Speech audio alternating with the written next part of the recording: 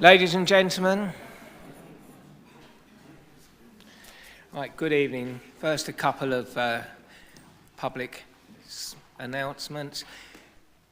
Can I ask if anyone is intending to record this meeting other than the council's webcasting service? That's not to stop you doing it, that's just so that we know. Thank you very much. Secondly, as far as I know, there's no fire drill set for this evening, so if the fire alarm does go off, let's assume it's a genuine emergency. We've already had one major fire in the town centre this week.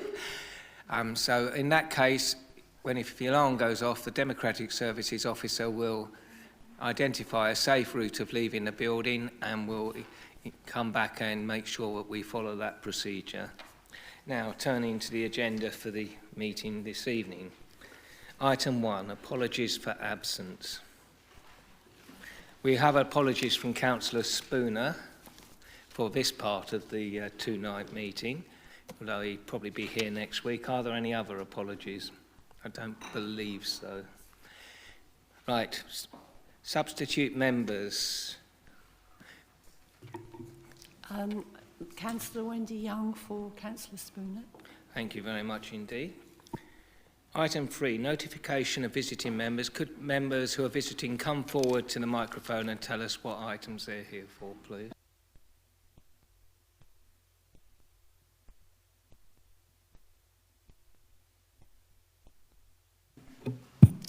Yes, Mr. Chairman, Councillor Tom Sams, Harwich Millennial Ward, speaking on item 19, Pilgrims Retreat. Thank you. Mr. Chairman, Councillor Sams speaking on item number 19.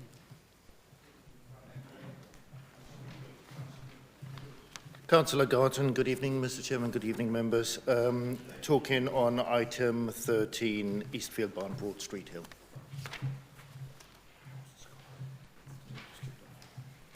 Councillor Springett for agenda item 15.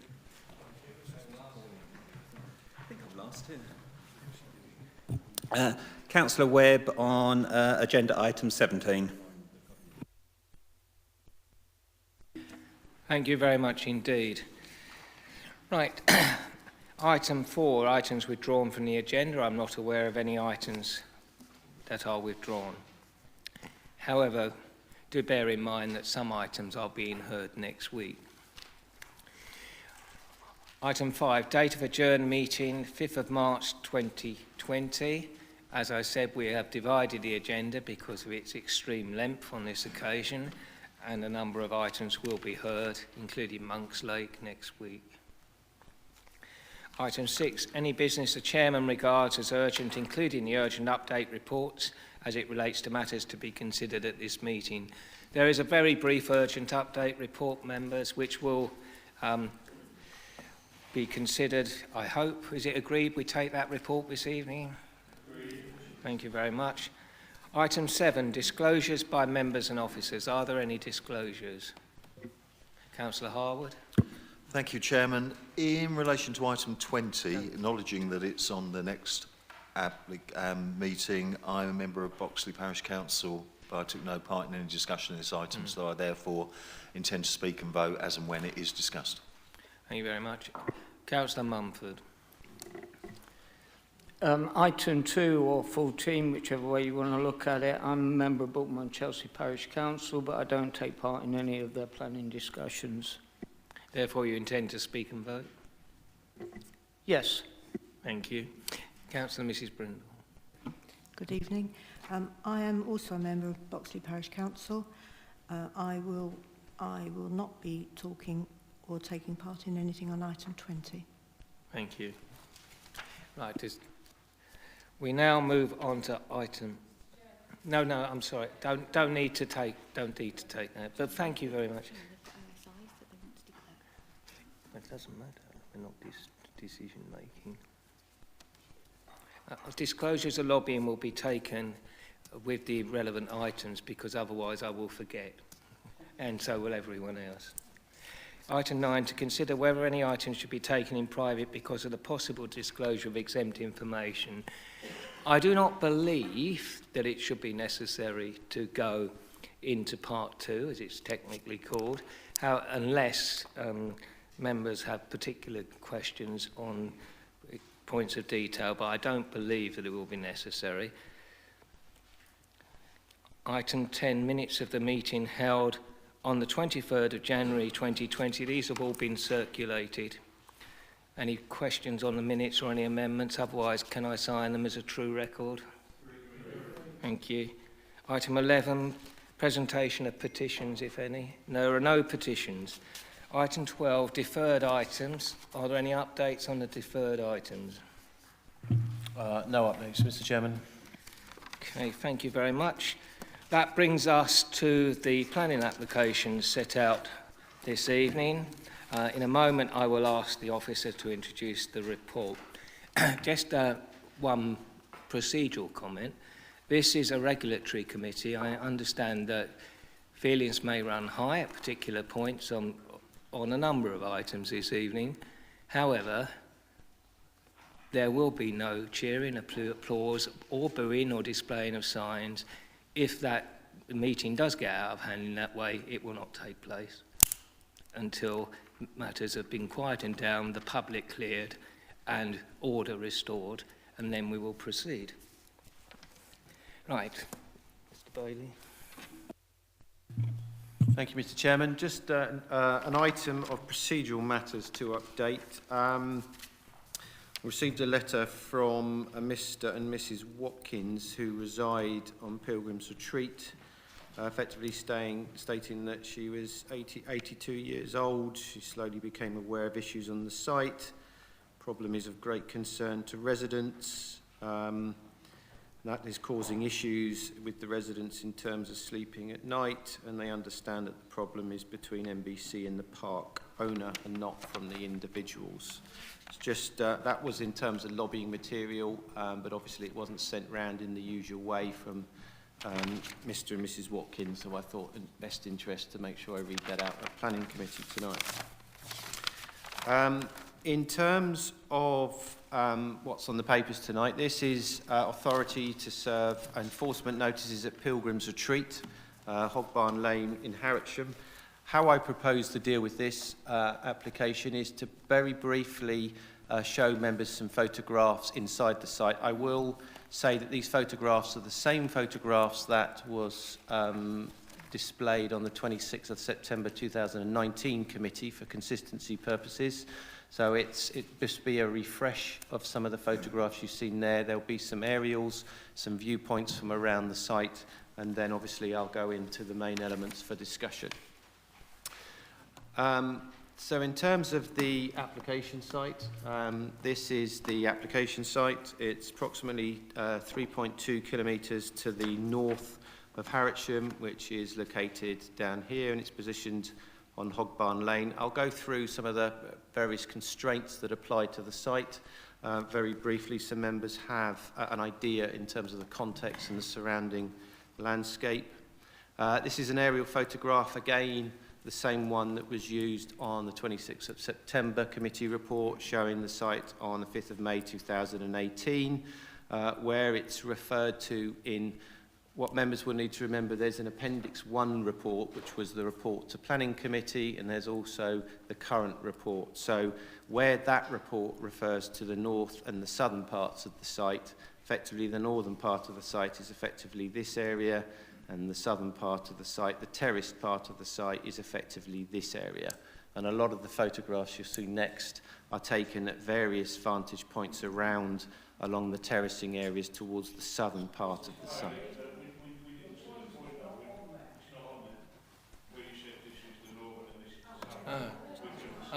Apologies, can you see it now? Right, so where I refer to, in that, it's mainly in relation to the Appendix 1 report, the Planning Committee report, and that refers to the northern part, which is that part there, and then in terms of the southern part, that's the southern part there, where you've got the terracing areas, and the photographs that you're going to see next within the site are predominantly from within this southern area around here. Please just let me know if the cursor key doesn't show up, because I've just got to give it a little shake. So please draw that to my attention. So now just showing members in terms of some of the designations around the site. So you've got the site around here.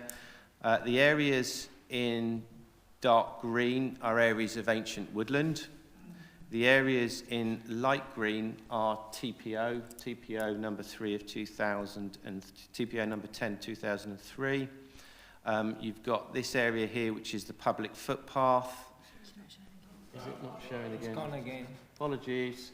Yeah. So where you've got here, maybe it's just easier if I look at this screen. So you've got areas of ancient woodland in these blocks here. There's ancient woodland running along the front of the site and here. You've got the lighter green areas are TPOs on the site, which was the TPO order number 10 of 2003. You've got the public right-of-way that runs down here, and it's quite good in terms of putting some context in the site. If I could just show you on the aerial photograph, that public right-of-way runs down here, and you can see it carries on running down off to the screen, down to the back of the site, down to the south. In terms of the area, the washed over colour here in the light blue is area of outstanding natural beauty, which the whole site is washed over and contained within. And you can effectively see here is where the actual effectively site is in this area around here. So that's just in terms of the constraints that apply and the designations that apply around the site. In terms of photographs, I'm now going to take you through a load of photographs which effectively show the terracing of the southern part of that site. I'm not going to spend a lot of time on these because members would have seen these already in that previous report to Planning Committee, so I'm just going to go through them. It just gives you a flavour in terms of the site. And I might add that obviously some elements of the caravans, my understanding, have been removed from the site in terms of the show home. So just to give you an indication, these photographs are dated from the previous committee.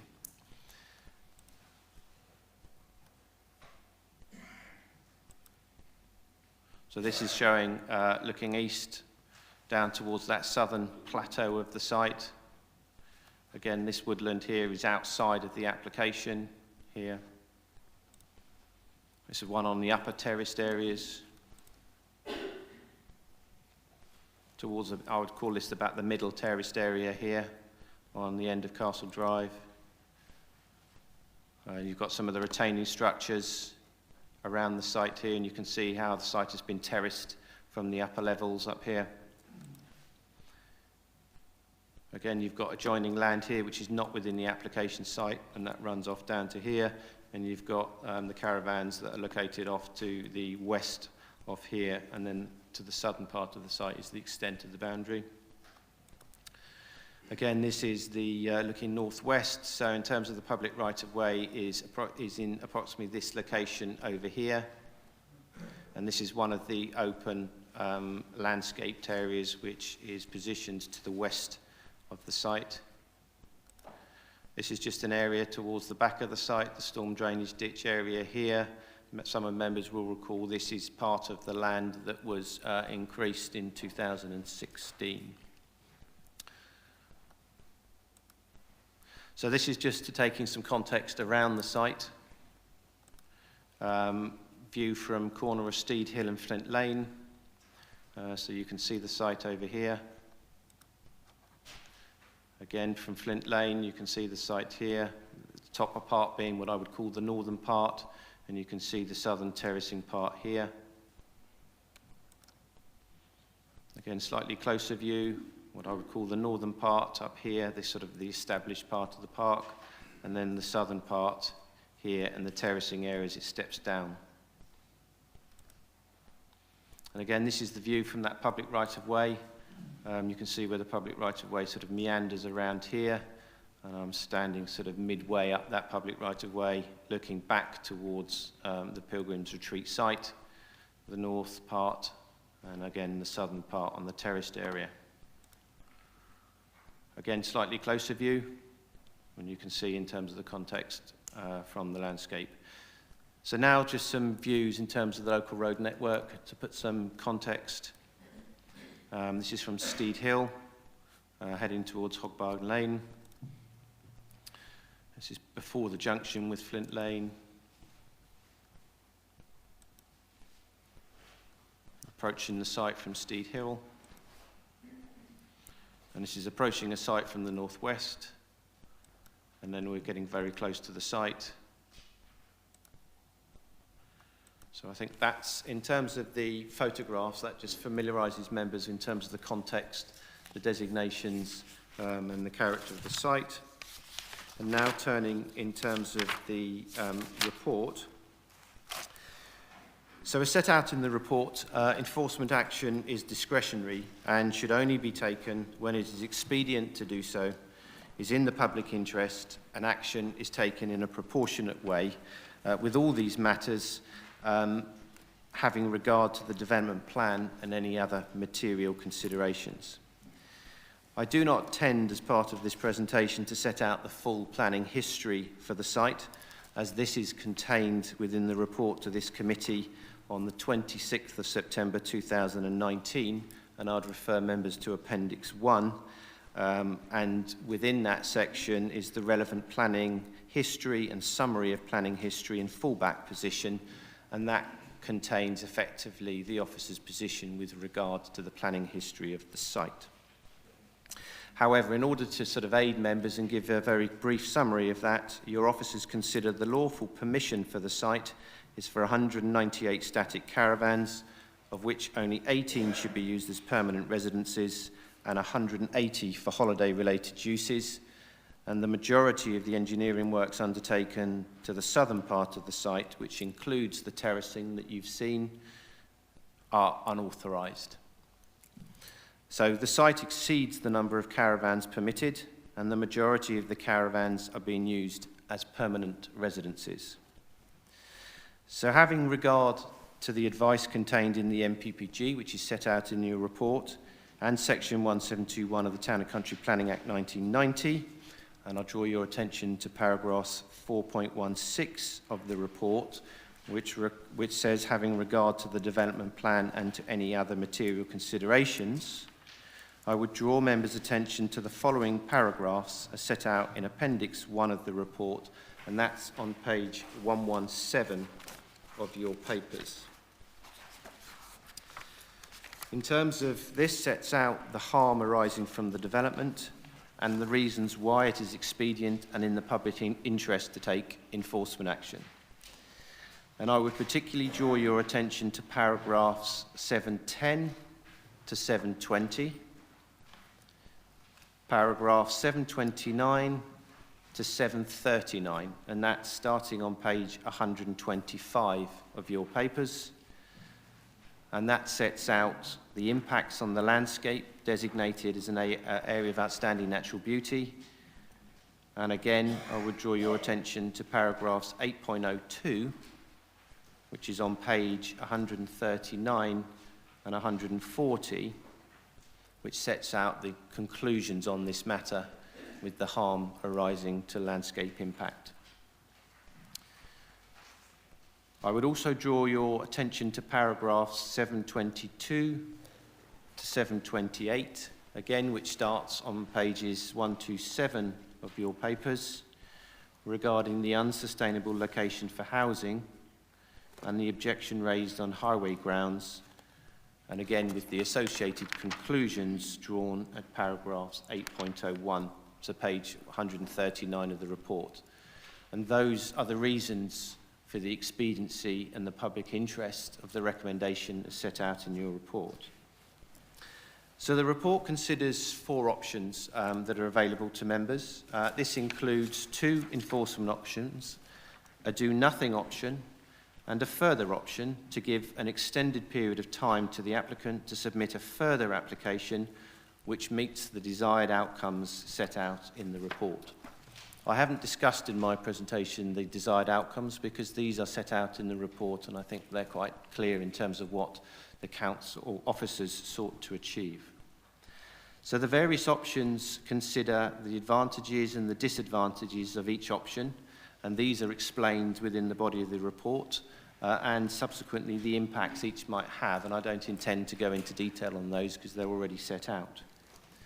The report also considers the human rights and the public sector equality duty as a result of the recommendation of option 1, and concludes that with regard to the public sector equality duty, that whilst action is likely to have significant effects on residents, many of whom have a protected characteristic by virtue of their age, given the harm to the landscape quality and amenity of the locality designated as an area of outstanding natural beauty, the impacts on highway matters and the conflicts with established national and local plan policies, it is considered that the equality duty is not sufficiently weighty to prevent proportionate and expedient enforcement action which is in the public interest and maintains the integrity of the decision-making process.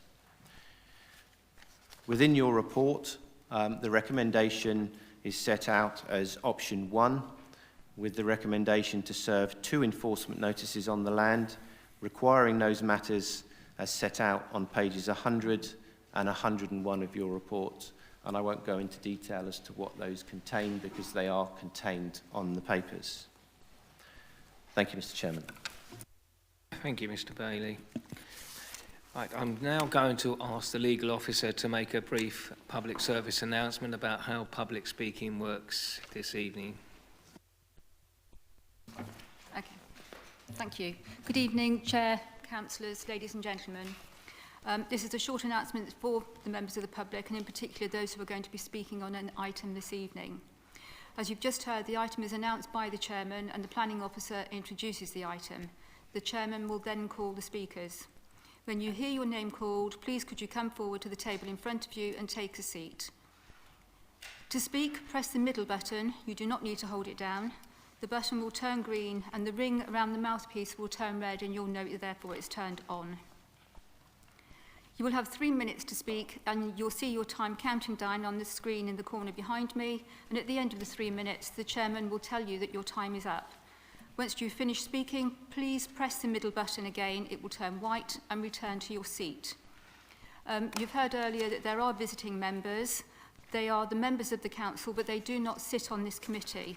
They also have 3 minutes to speak, but they have no right to vote on any of the applications. Thank you very much indeed. I think we have a slight reversal in the running order here, and it's actually Mr. Rudd for the site owners who's going to speak first.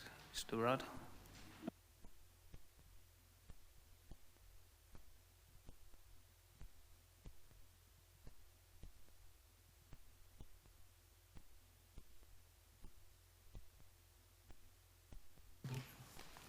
Thank you, Mr. Chairman. Good evening, councillors. I am appearing on behalf of the landowner of the site. Just to introduce myself, my name is Michael Rudd. I'm a planning barrister of 18 years' experience and I specialise in park home sites. On behalf of the landowner, a legal opinion was prepared in January by myself and Paul Tucker QC, who's deputy head of my chambers, also a 30-year experienced planning specialist. Some or all of you will have had a copy of that legal opinion, which was sent out to you in order to try and inform your actions this evening. That is a careful analysis of the planning position that pertains on this site. It's very odd, I'll put it this way, that opinion is not mentioned in the report that the officer has put before you. I consider that you are being misled by this officer in that context, and hence you have been sent this opinion so you can take it into account. The officer has also told us that the council has received a legal opinion. That has not been disclosed, that's not been shared, certainly with the landowner. I don't know whether it's been shared with you, but if there is a legal opinion opposing contradicting the one of the landowner, you should be seeing that before you vote on this decision. There has been no discourse between the landowner and his legal team, and there really should be. And I do say that your officer's approach is an arrogant stonewall, and it is disingenuous, and it is doing you a disservice as a local authority. The council's analysis of the legal position is set out at paragraph 2.9 of the report. That is it. The officer says he's firmly of the opinion that the landowner's experts, I presume that's me, and Mr. Tucker are wrong. You don't know why. You've not been told why we're wrong, but you have been told why we're right. So if you haven't seen the opinion, you should be asking yourselves why not. Why have you not seen it? Because you're being asked to take an enormous gamble here without being properly informed. An enormous gamble with public money and people's lives and homes. Your officer shouldn't have anything to hide. You shouldn't be trying to not disclose things to you. And really, there should be some pragmatic discussions on this case rather than just diving in with enforcement action. The fact is, there's a 1985 permission on this site which authorises residential caravans. And in order to enforce against the use, it has to be both a breach of planning control and expedient. It is neither, and you'll hear from Matthew Green in due course as to why it's not expedient to do so. So if you can't be satisfied with the position, you've got two choices. You don't enforce, you allow the landowner more time to make a suitable application, or in the alternative, you defer decision until you've seen the legal opinion that your officer is relying upon, and then you make your own decision on that basis. Thank you. Mr. Green, please.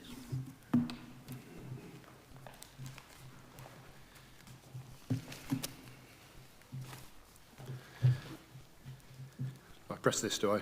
Awesome. Yeah. Oh, it's on.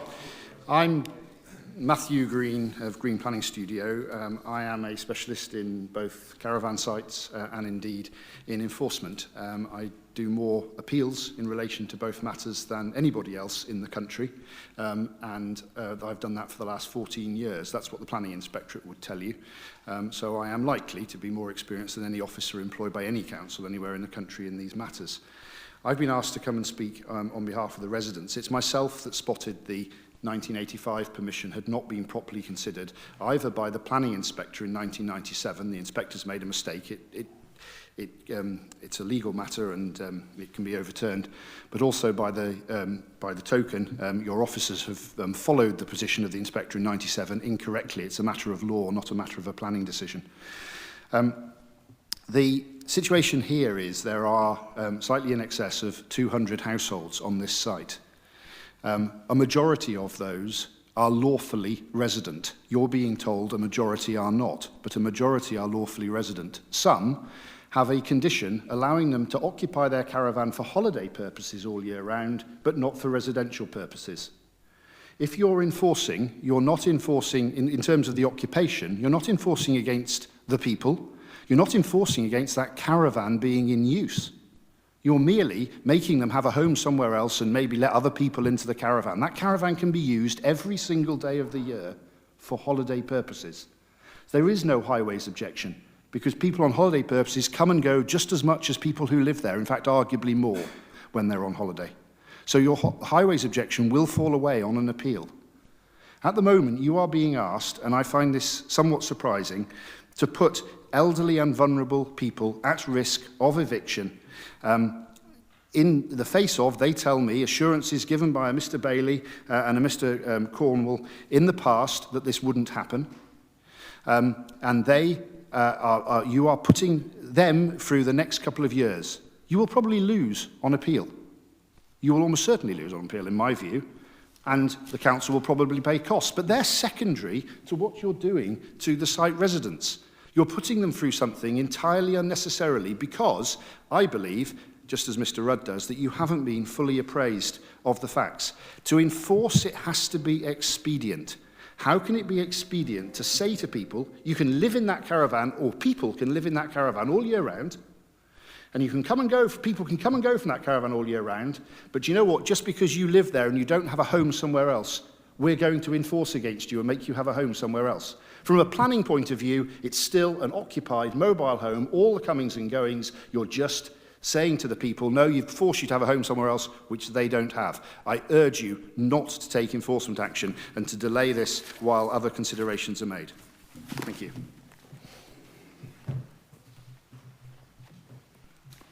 Councillor Tom Sams, please.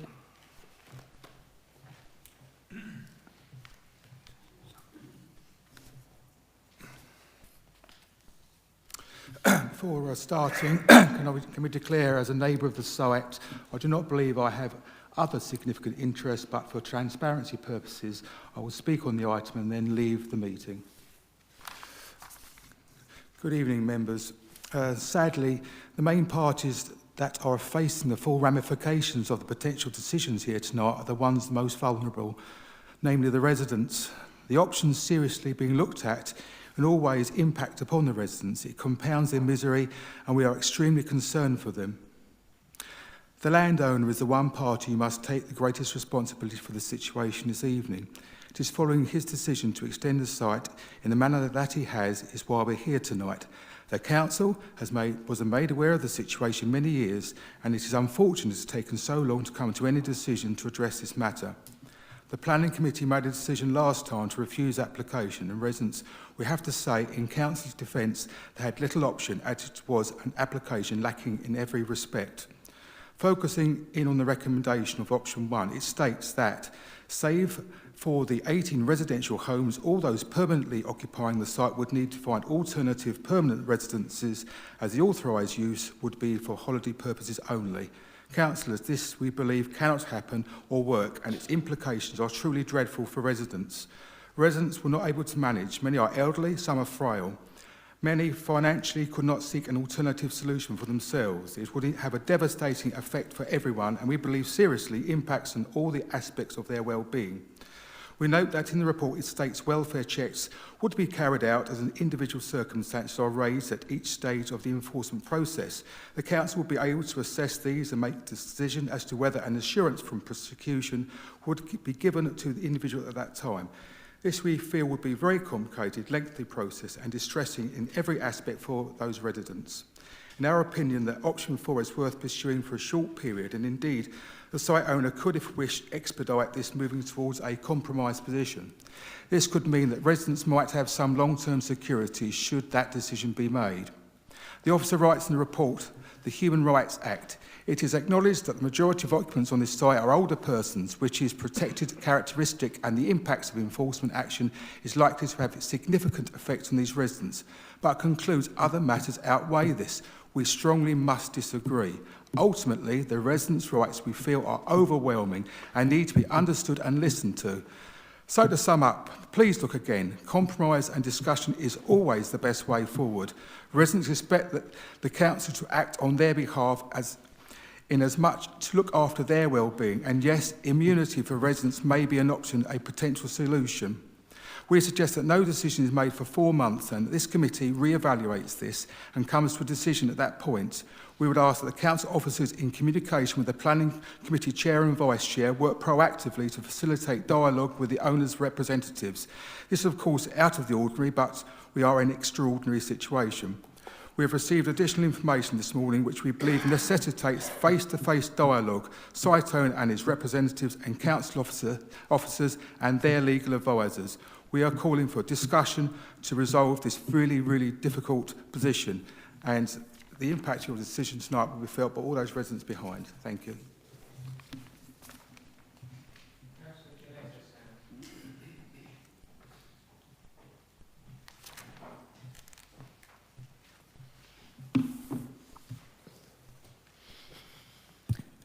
Good evening, councillors. Just before I start, as a neighbour of the site, I do not believe I have other significant interest, but for transparency, I will speak on the item and then leave the meeting. To continue on from what Councillor Tom-Sands has said, we know that you'll come to a conclusion that is fully balanced and considered, and the residents, we hope, understand this. May we suggest that option 4 gives an opportunity to everyone. We hope residents will see that this council is serious in seeking a resolution. We believe that the planning committee members are very genuine in this matter. Given 16 weeks to work this out, 16 weeks to ask the site owner to come forward and address the situation that's been created, to be clear and transparent in what compromise is the compromise you are going to nail down and commit to. 16 weeks would give this council an opportunity to look at the options and engage positively with the site owner and his representatives. 16 weeks could enable full and frank discussion all round and might also give residents an opportunity to seek independent, specialised legal advice, because whatever the outcome may ultimately be, we urge that advice should be sought. The additional information we have received, we cannot comment upon as we are not qualified. However, we do believe that the residents have a right to know that this local authority must exhaust all options before serving legal notices. The Council previously has asked residents for cooperation when seeking information. The Council is happy to collect council tax. The Council should now communicate directly with the residents in relation to how it proceeds in the future. Yes, this is unusual, but this is unusual times, and the residents need to be protected from rumour and miscommunication. When we sat here in September, we genuinely felt that councillors wanted to find a way, a solution. There was, we felt, an understanding and empathy for residents. We suggest there may be a way, and we sincerely hope you will all agree. A 16-week timescale allows feedback to planning committee members. We know that the report, along with the options on the table, are very complicated and difficult to comprehend. However, we feel that 1, 2 and 3 will affect residents detrimentally, and only option 4 gives us a chance for round-table discussions. We need to look at long-term solution for this site, and members need to have confidence that whatever is decided can be delivered. Whatever is decided has taken account of all the human rights of our Maidstone Borough residents who reside on this site. Thank you.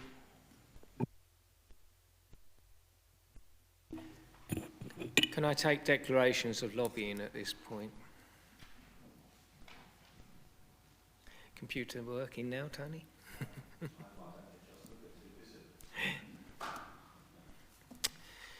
Right. Councillor Harwood, I saw you indicate. Anyone else wishing to indicate, please? Right, thank you, Chairman.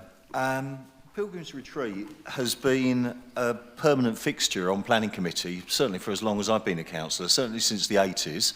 We have had, I think, a robust relationship with the landowners and their representatives over a period of years, but it's always been a pragmatic relationship, I suggest. I remember Pete Hockney was the case officer for many years for this site, and I think there was always a kind of an understanding, and we used to get there in the end in terms of mitigating impacts on the AOMB and on the woodland and so on.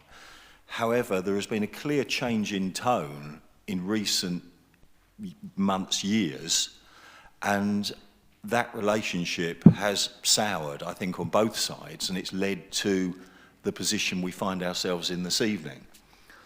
And I am concerned that over the principle of enforcement, that this local authority should not appear vindictive to 200 odd individuals and families who are on that site.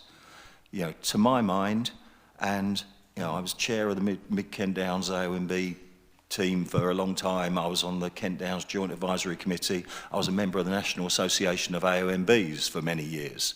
So I have a lot staked in the AOMB and its protection. However, in this case, when we're looking at tenure, that does not impact upon landscape, and the changes that are being talked about are tinkering around the edges. As I say, this we've looked vindictive to people and to goats tonight, looking at this agenda. I mean, it concerns me that we are a committee for the people of the borough, and we must consider all the issues going in. Enforcement is both discretionary and must be proportionate. And I suggest that if we go for option 4, we can then regularise the situation.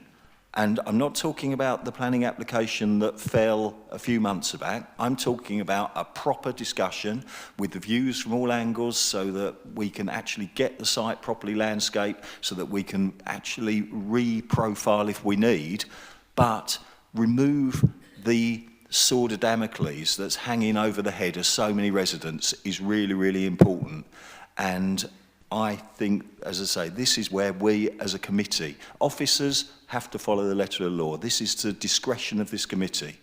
So I would actually like to move that we do pursue option 4 with that discussion, and I want that discussion to involve the members as well in terms of coming up with a solution, a pragmatic solution, taking us back to the way we did things in the 80s and 90s, which kind of worked. Thank you. Councillor Kimmance, I hear you want to second this rash proposal. Would you want to speak now? I'll hold my mouth for a bit. I will speak eventually. Councillor Chapel-Tay, I think. Sentiment has no place in the planning system. Whether that's a good or a bad thing, I don't really know. But I have received some heart-rending emails from residents at this site who are clearly in a very difficult situation. However, we owe a responsibility to all the residents of the borough, not just the people living on this site. And I do think we have a duty to uphold the system. At the moment, we are not debating the original planning permission. That committee decision was taken a long time ago. What we are debating is whether or not we should follow up on a decision we took previously. I think the decision we took previously was probably correct. I wasn't here at the time. Irrespective of that, it is the decision this council took. If we don't enforce the decisions that we take, we show ourselves to be incapable of enforcing or applying the policies we have decided upon. It is our duty to show the public that we act in the interests of all. Overturning this kind of situation or refusing to enforce a major planning disruption like this sends a very clear message to all the other residents in our borough that if they raise any issues, that if there are any planning issues that occur, then we won't enforce those either. I don't see how we can refuse to enforce this and yet enforce others. It has to be one or none. Sorry, it has to be all or none. I therefore would move option 1.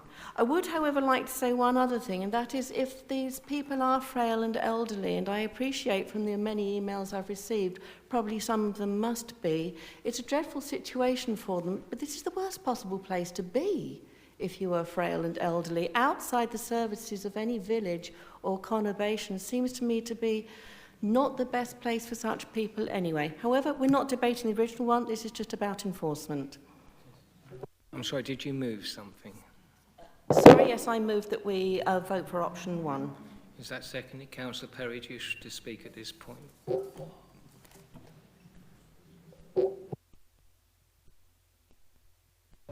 I've got it now, sorry. Now, I'll hold my speech for the moment, but I support what Councillor Chapel-Tay has said, I think, and I support the officer's recommendation for option 1. We are in an interesting situation, as I think one or two people have said. I'm not quite sure why an extra 16 weeks or 18 weeks or 22 weeks, or even 12 weeks if it was particularly quick, would change the situation, because there have been attempts at significant discussions to resolve this matter for quite a long time. However, if it was the feeling that some more time should be granted, I'm not aware of anything whatsoever that prevents an application being submitted during the period of which an enforcement proceeding was being carried out. So if there is this convenient compromise that could be reached, and I certainly hope there is, I'm not quite sure what would prevent an application to regularise a situation coming forward during that period. I've seen many planning enforcement situations which have been resolved by an application coming forward during that period. Don't interrupt, or you will be leaving. And that the rule against interventions from the floor applies even to barristers. So I'm not quite sure why we would remove that lever when it's not essential to do so. However, I'm open to suggestions as to why I may or may not be right on that. And I'm sure all I would say is that given the anxiousness at which every meeting, Councillor Harwood reminds us that we are a regulatory committee, that he must have very good reasons for wishing us to take this particular course rather than the one that in every other instance he would not be recommending. Councillor Parfitt-Reid and then Councillor Munn. Thank you, Mr. Chairman.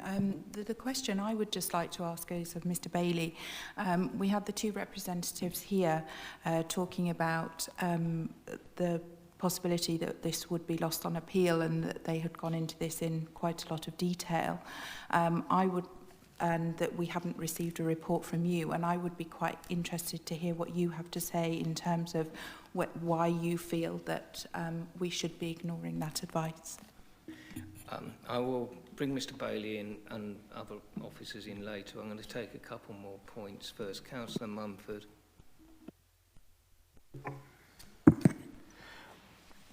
We are a regulative committee, and I spend my time on this committee trying to provide housing within the policies, etc. And this time you're asking me to enforce, to remove people. I've spent quite a long time thinking about this, but today I look at an aerial photograph of the site. And I'm very concerned about the southern part of the site. But that aerial photograph won't change whether the residents have holiday lets there or residential. It won't change. So when we're looking at the ANOB and defending the ANOB, yes, the southern part of the site needs looking at and needs enforcement against it. But if we aren't just talking about the ANOB and protecting the countryside, etc., will make no difference what we do tonight. People have got themselves into a situation, either knowingly or unknowingly, and I've looked at the options. I can come back to option 1 or 2. I can come back there. We can sit down on another day and do that. But I would like to explore what Councillor Harwood's put forward. I'd like to explore it. I know the residents will be under stress, but so be it. It's the way I see that we can go forward. But I don't want just the applicant sitting in isolation and cooking up another application that's going to get turned down and we're going to end up back here. I don't want that. I want something like PPA. I want the ward councillors involved with the officers, with the applicant, with the intention of protecting the residents, because I think that's all our concern. So I want a joint approach to this. And so, yeah, I do want a pre-application like PPA, where the planning committee sit around an application. That's where I'd like to go. I do understand that I do have to defend then, are we not enforcing? No, we will enforce, in my mind, but we will allow that to happen at the right time. I'd like to explore that, so I will be supporting what Councillor Harwood's put forward at the moment, unless anyone can convince me differently. At this point, I will bring Mr. Bailey back and any other officers he wishes to bring in. Thank you very much. I just have to correct Councillor Mumford on some of the things that he said there. Just so for the whole point of the planning committee, Councillor Mumford did point out that from that aerial photograph, nothing would change with the option. That is not what is being put forward with option 1. If I could just kind of refer you back to, if I could take you to, on your reports, Appendix B, which is page, let's turn you to page 159 of your papers. Now that, what's on that paper in front of you, which was what was approved under application reference 131435. Is everyone there? Mm-hmm. So, in effect, what option 1 is seeking to do is to restore that southern section of the site back to that permission, because that, as you will understand, members, is the permission that was granted but was not complied with in terms of the discharge of the conditions, and therefore, whilst it was retrospective, was implemented, but it is incapable of further implementation. That is set out on your Appendix 1 in your history of your report. So, to put that in context, what that seeks to do is to restore the mitigation in terms of the AOMB back to that coppice area, if I can refer to it, this over here. It's not so clear on the plan, but the mitigation as part of this 13143 plan was to effectively, because this was all woodland, all around here was woodland. So that permission that's in front of you now just sought effectively 60-odd caravans in around this core central area, with the mitigation retained for the woodland here and with a sort of a new copse planted in that area. So just to be clear, what option 1 seeks to do is to effectively, to a degree, under-enforce and effectively require the site to be restored back to this permission, which members of this committee granted quite some time ago.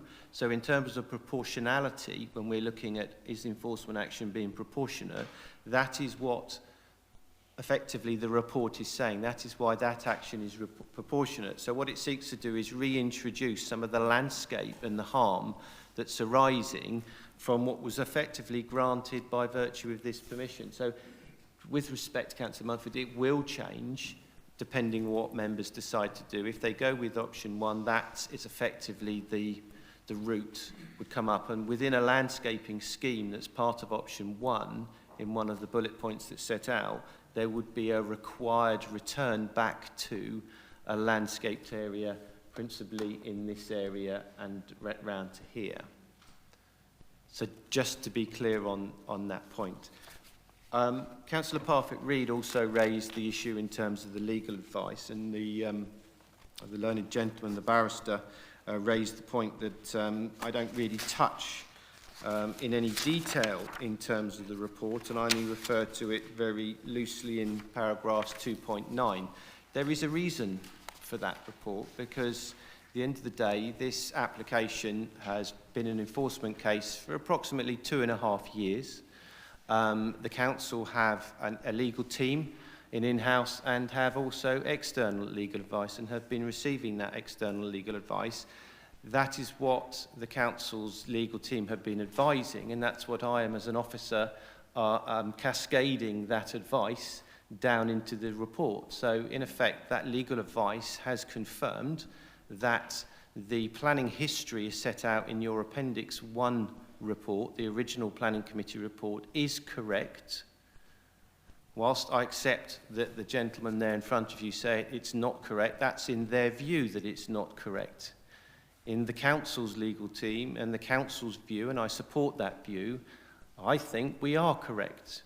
And the reasons that, and that's, I act on behalf of you members to provide you advice, and that is the advice that's coming forward. So it is not just my own professional opinion, it is the professional opinion of a legal team behind us that have provided that advice over the last 2.5 years in order to get to the position. This isn't a report that's come before you very, very quickly. It's a report that's been very considered and taken a significant period of time, and regretfully, we're in the position we are now. Every opportunity was given, sorry, Mr. Symes, every opportunity was given. Excuse me. I'm sorry, Mr. Symes, I've been very, very clear. No one on either side of the argument is intervening from the floor. No, please, please. Otherwise, you will have to leave. And, Mr. Bailey. Thank you, Chairman. So, in terms of, hopefully I've addressed the fact as to the reasons why, in terms of the legal opinion isn't in front of you. That legal opinion has been cascaded through my words into this report, and I'm standing here saying, as the Development Control Manager for Maidstone Borough Council, I am in full support, and I agree with that recommendation, having studied in a lot of detail and time that legal opinion. Thank you, Chair. A couple of members reserved their right. Do they wish to exercise that now? Councillor Wilby. Fraction. Yes, thank you, Chair.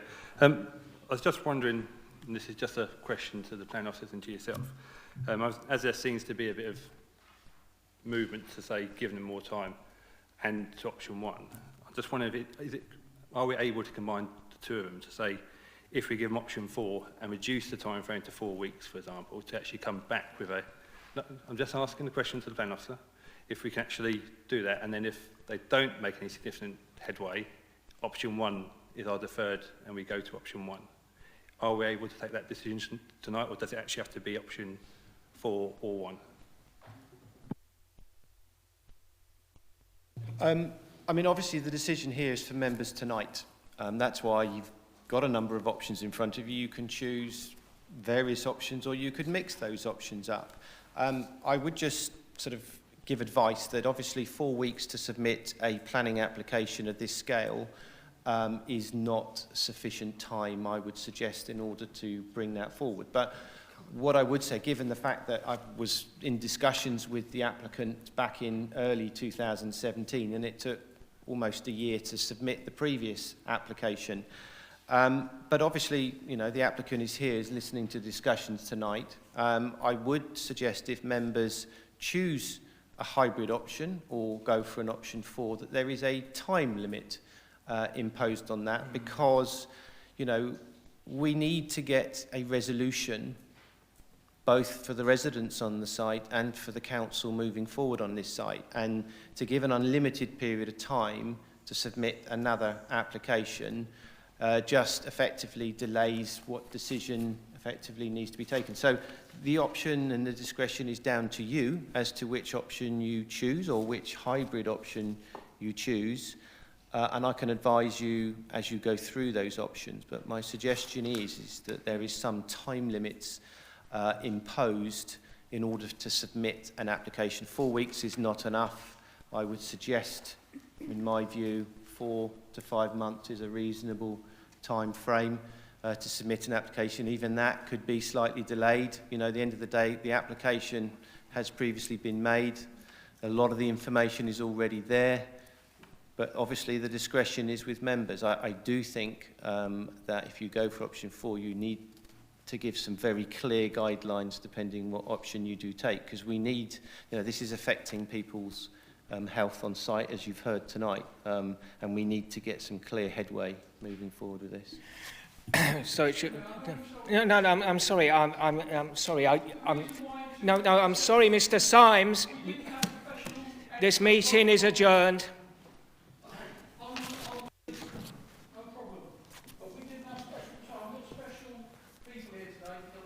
No. Ashley, it's all right. Come in. You can come back. But we will...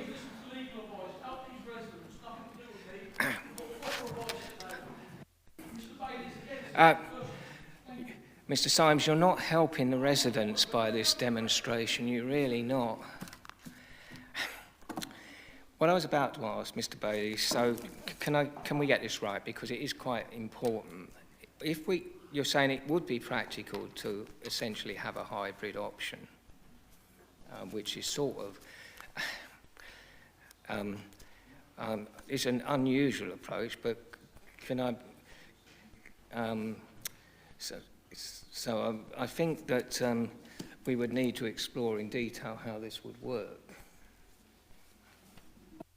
Yeah, correct. I mean, I'm here to advise members in terms of what they want. Option 4 is obviously an option on the table that allows an extended time period to give the applicant to submit an application. The recommendation in front of you is, if that option is pursued, to follow that option in accordance with the desired outcomes. And the desired outcomes set out some numbers, and, you know, as set out in this report. So even that option seeks a desired outcome to go back to what is effectively your officers considered to be the lawful use of the site, i.e. the 198 numbers. So you've got the desired outcomes on there. So if you were to go down to that hybrid option, my suggestion is you're very clear. You set a very clear time period. And if you were to go down that option, you could turn around and say, if, say, for instance, it's not submitted within 2-3 month period, then delegated authority is granted for option 1 to be taken forward.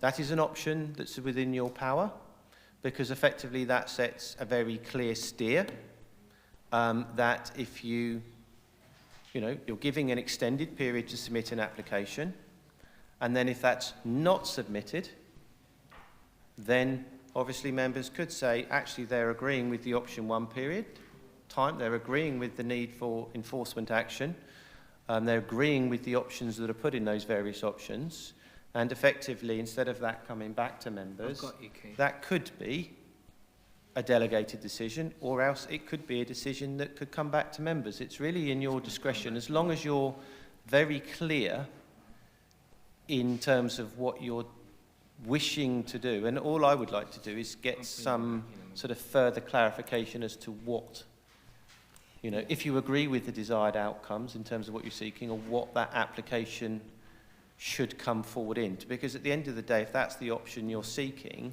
it's giving the applicants here a clear steer in terms of where you want to go. Yes, sorry, I had to ask that.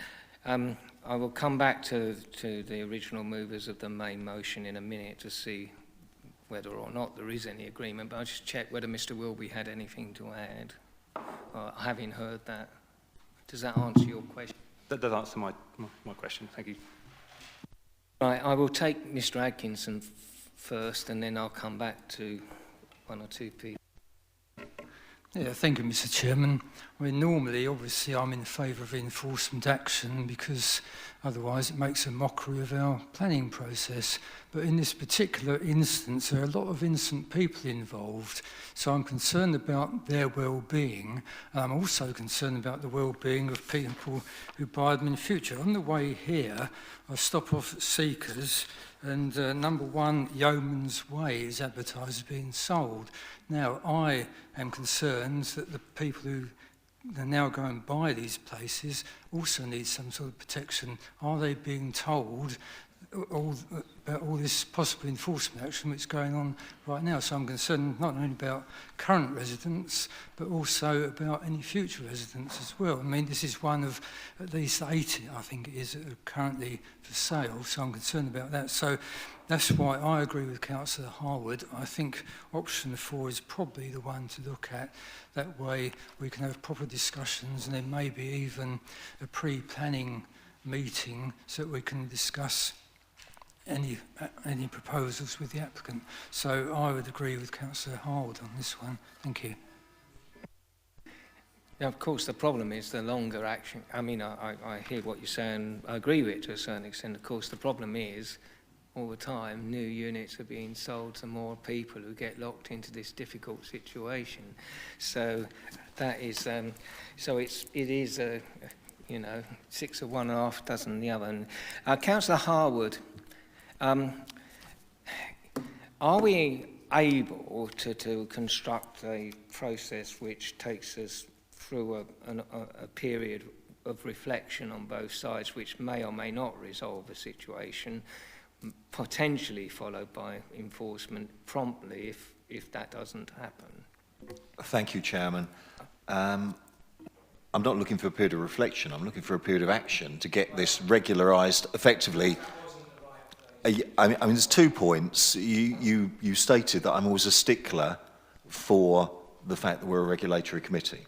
However, absolutely cognizant of that, enforcement, as you well know, is discretionary, whether we take action or not. And actually, probably like all my colleagues on the committee, the majority of issues that we raise as enforcement issues are not enforced against. Their negotiated outcomes are achieved, whether that's a big house builder or a single caravan on a site or whatever, and that's the reality. This is a larger case, and the other issue of why this is different, why it's different is the 200-odd households whose lives will be turned upside down. So that's why we must go the extra mile. In terms of what we're negotiating, I hear what Mr Bailey says around the fact that what we're looking for is to deliver on what the planning permission is, but I think that is problematic. I think the reality is, as we see it, is we got the 198 odd caravans. and mobile homes. We're looking at just making 18 permanent. But to my mind, in terms of impact on the landscape and the countryside, the impact's the same whether they're permanent or not, and they're already there and people's lives are invested in them. So therefore, the pragmatic approach, as I see it, is we seek to regularise the use on the site in a pragmatic way which has the least impact upon residents. So it may mean some reduction in numbers, but it's not going down to 18. It's going down to something that's pragmatic in that we can landscape the site properly from Flint Lane and from the surrounding areas. So that's what we're seeking to achieve. So we're not looking at the old permission, we're looking at a brand new application on the site, which is pragmatic and achieves the landscaping, but with an acknowledgement that the world has moved on and people have got permanent settlement on that site. I think in terms of the timetable to do it, because again, I'm cognizant of people's lives being put on hold and the disruption that's causing, we must be realistic. And I do not believe in a million years, we do not get small extensions sorted in 6 months quite often. It's got to be a realistic period of time. So I suggest that if we state that in 12 months we regularise this, I mean, I hear that's too much, but you could say 10 months then. But I think we've got to be realistic that it's going to take time to come up with something that works. And then the issue that was raised around the hybrid, well, effectively, option 4 is a hybrid, because if we've not achieved a realistic planning application, which will be supported by officers and supported by this committee, we clearly default back to the fact that there's a refusal on the site and enforcement action will follow.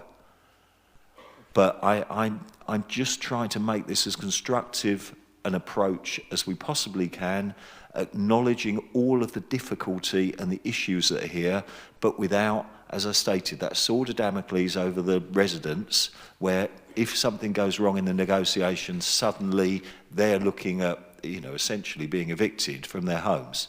And it's just a constructive approach. And in the past, through such a constructive approach, we've overcome similar problems at this site. And I'm not talking about the last 2 years or 4 years, 5 years where things have gone wrong. I'm talking about the last 30 years on this site. Thank you. I'm not quite sure I'd be quite so sanguine about the previous period, but right, Councillor Keynes, did you want to come back, or Councillor Perry? I think Tony's just took everything that I was going to say. It's funny. I wouldn't be able to not give this final chance to be able to work with not only the landowner but with the residents as well, because it's them that it's going to affect more than anything. Especially a lot of the people that are there are older people. I mean, I did have the privilege to actually go up there incognito because I'm a cab driver, so I get invited on there and I even know the code to get out, so it's nice. So yeah, they're very friendly, and it has got its few issues. There is a few issues up there, but I think personally they can be ironed out. There is, if we could work together, like you say, Tony. Normally we don't enforce, and something as big as this, it's a big weight to, if this does get enforced, I hope you can sleep tonight. I really do.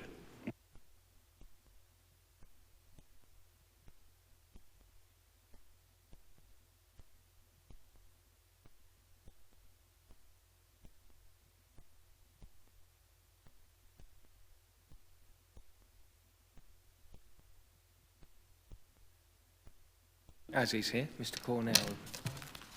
Thank you, Chairman. Just if the committee was going to go down the route of option 4, could I ask that it's explored in a little bit more detail in terms of whether that would be a steering group, who should comprise that, and what kind of input and sort of desired outcomes we'd seek to achieve, just to sort of get a bit more detail so we could take that away if indeed that was the route the committee goes down. I think that would be very wise, because if we were going to go down this path, we would need some parameters, to put it mildly. Right, Councillor Eve. Thank you, Chairman. I was of a mind to go with option one, to be honest, before hearing opinions and different options are on the table. I think that we need to have a backbone in terms of actually enforcing decisions that are previously made. And it was the right decision, in my opinion, that we made towards the end of last year. I would be more than happy to support option 4 and going into discussions. However, as Mr. Cornell pointed out, that we would need something like a steering group. We can't come back here in 12 months' time and be in the same position and have this conversation again and saying, what do we do? Do we do option 1 or option 4? And we're going round and round in circles. So we need from both sides. We can't have arguments, as has been happening over the last 2 years, and neither side can stand here and say that it's probably been done correctly, because otherwise we wouldn't be sat here. Now, I would like us to agree that we have a steering group of cross groups so that we actually have opinions put across, and that can be decided tonight or sometime in the very near future. But I want us to have a protection on it that we do not then defer to option 3 because we can't agree something. We need to defer to option 1 after that time frame has run out, if the steering group does what it's set out to do. And that means that we actually have to work together, and that means that both sides understand the consequences of not working together. And if it ends up going beyond the decision to enforce, then so be it. But I would like that proposal to be amended to that.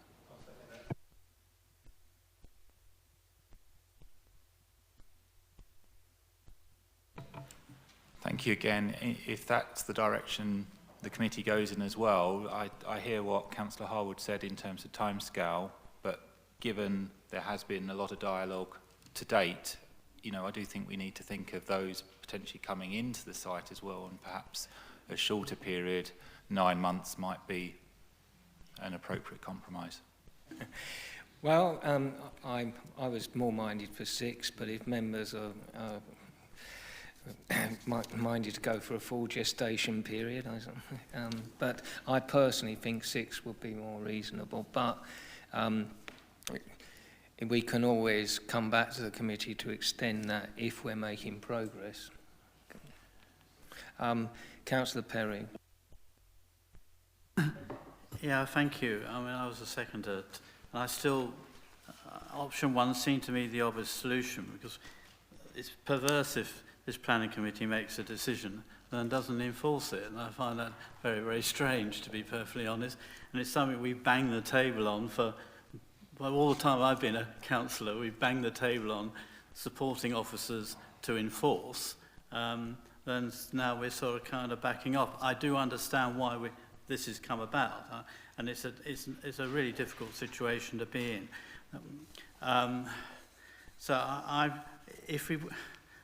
My feeling is we're talking about regularising. What do we mean by that?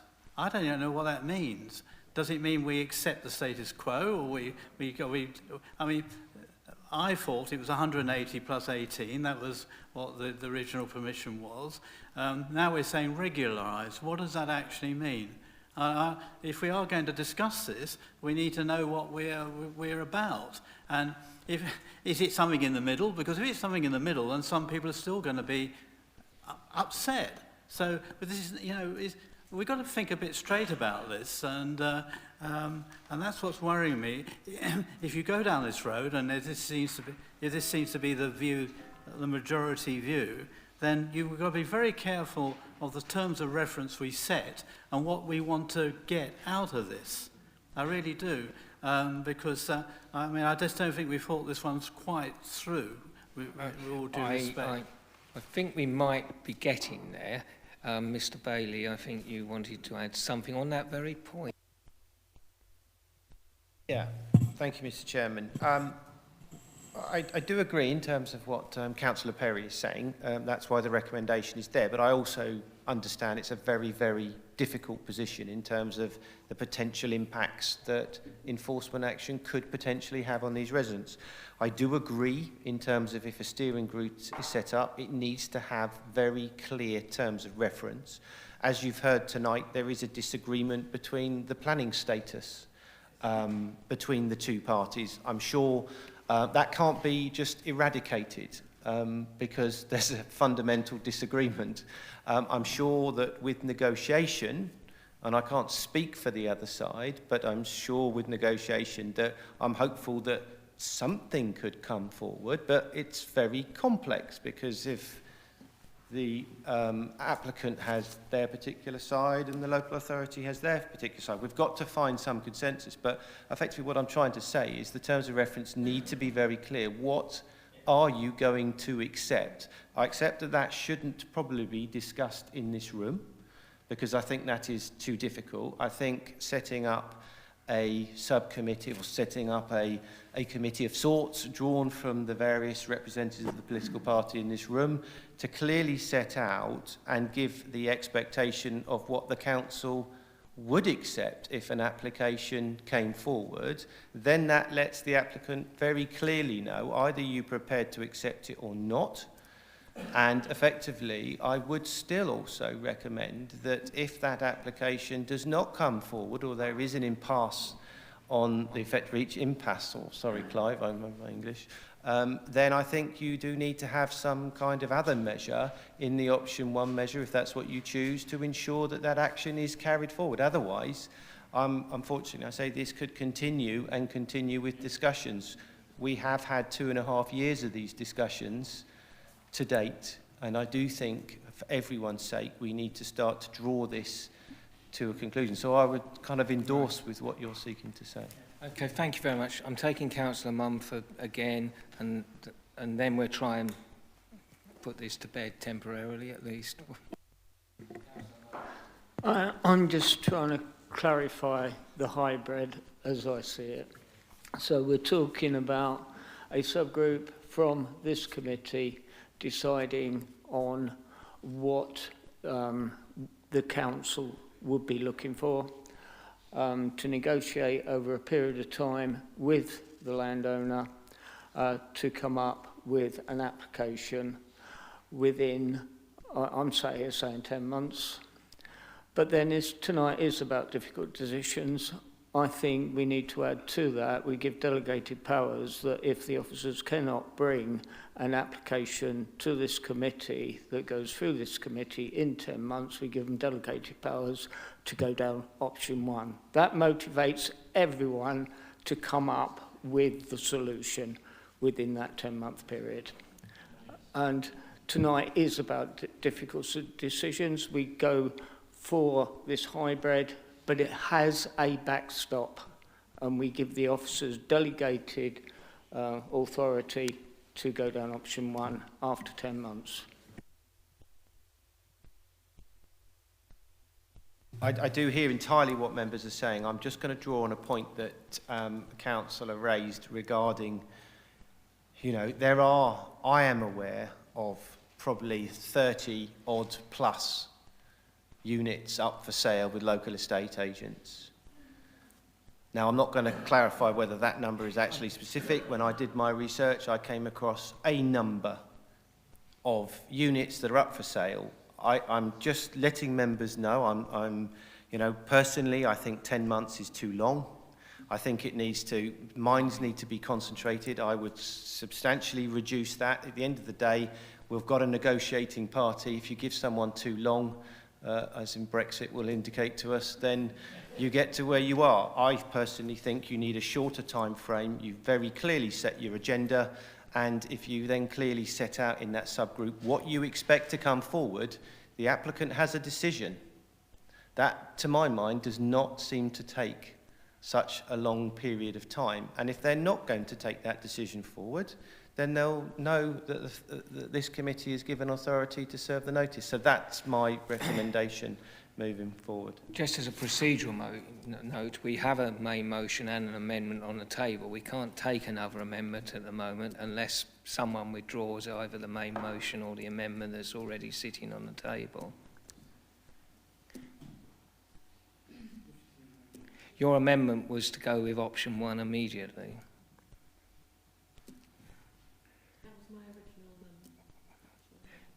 I moved that originally, yes. Yes, sorry, your original motion.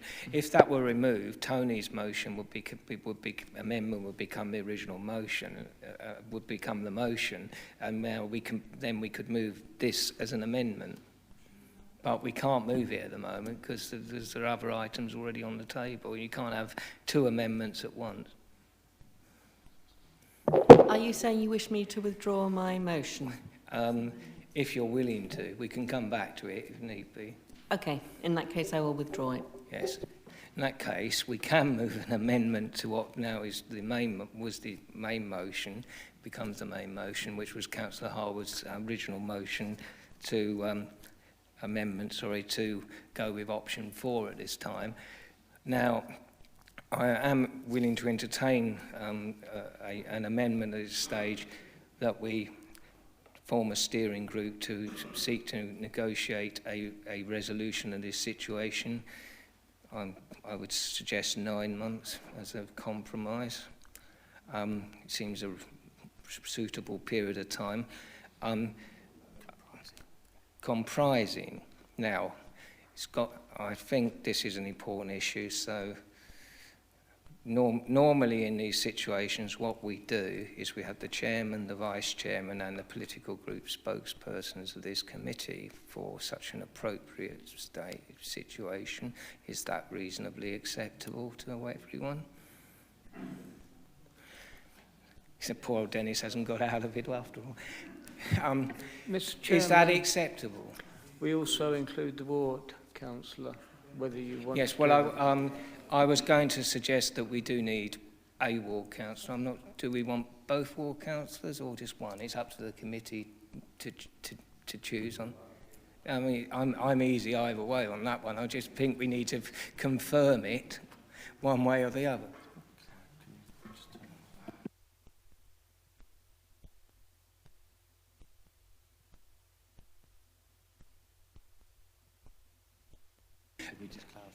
I was going on to say this steering group, this committee, well, it's not a committee, a steering group, its first action when it meets as promptly as reasonably possible will be to establish terms of reference and an appropriate negotiating position if it can do so. If it cannot do so, it must immediately report back to this committee and we must do what we must do. But hopefully we will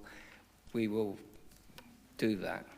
And Chairman, I think that point around timescales, if it's a maximum of 9 months, and hopefully we can draw this to a close earlier, we could do it in 6-4. And I think the other parameter issue which is important is what the committee is seeking. And I suggest that what the committee is seeking is the minimising harm to the landscape and minimising harm to the welfare of the residents, and then bringing together. I don't think you can be more specific than that. Then those two. Councillor Harwood, what we're getting ahead of ourselves. That steering group will discuss that. We've taken into account everything that's been said here this evening, but we are not going to hold that discussion in public, if you don't mind, at this point anyway. We will have to report back, obviously. No. Before you move on. Yes.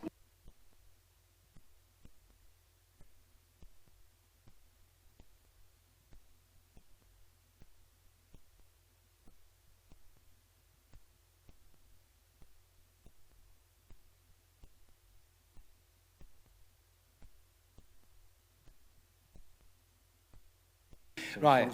We need to clearly say. Okay. Are members clear on the first part of what we're proposing? Is everyone clear? Right. Now, sorry, you're not clear, Councillor Wilwood. No, because you just said then about coming back to this committee. It will come back to this committee if the whole thing fell down in a tangled heap and we weren't able to progress. I believe what we actually said was that if it fails, the officers have delegated powers to go straight to option 1. That's fine.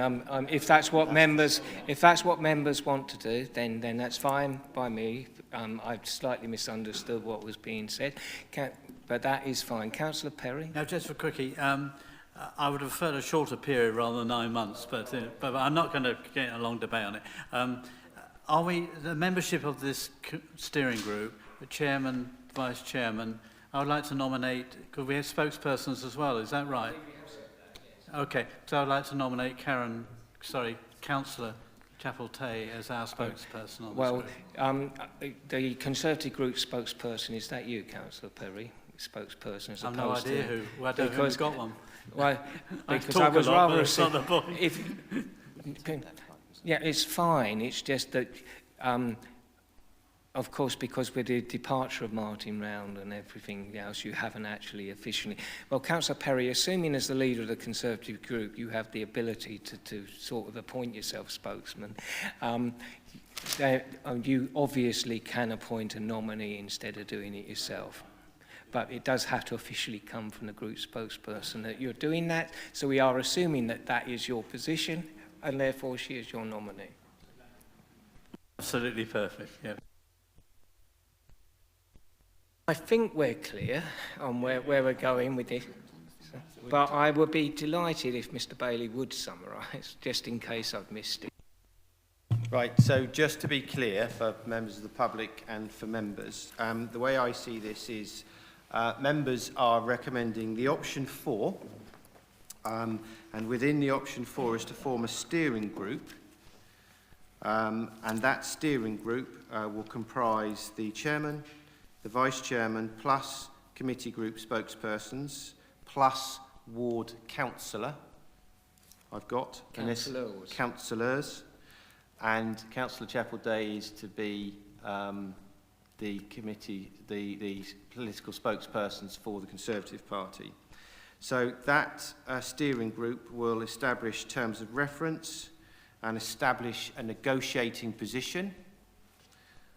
And effectively, what the length of time for that will be a maximum of 9 months in terms of to establish a position. And what will happen coming forward, that the committee, that steering group will set up parameters. Okay, if that fails to reach a resolution in agreement with the applicant, then within that 9-month period, then delegated authority is granted to the head of planning and development to progress with option 1 on the papers. That's the clear motion that's been put forward.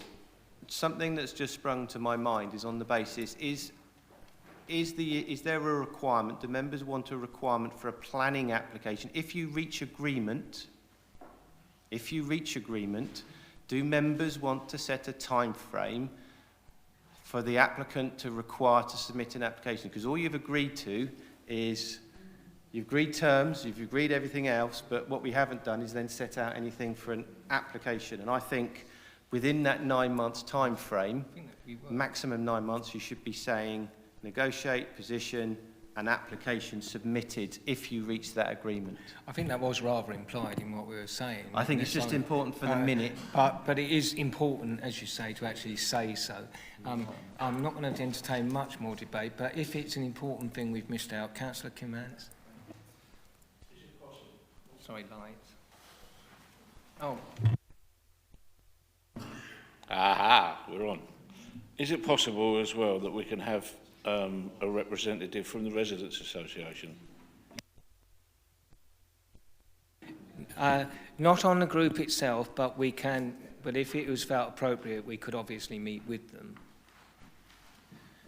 But it would. We cannot. Don't actually have a power of co-option as such. What I'm suggesting is to take this through a performance agreement, which is a formal mechanism, which could be something. Yes, I mean, obviously, if we did have, if the applicant were willing to sign up to a PPA, we would have surety of process on both sides. But obviously, we can't speak for the applicant. But if they were willing to do that, and we would be open to that. Someone else indicated, was that you, Paul?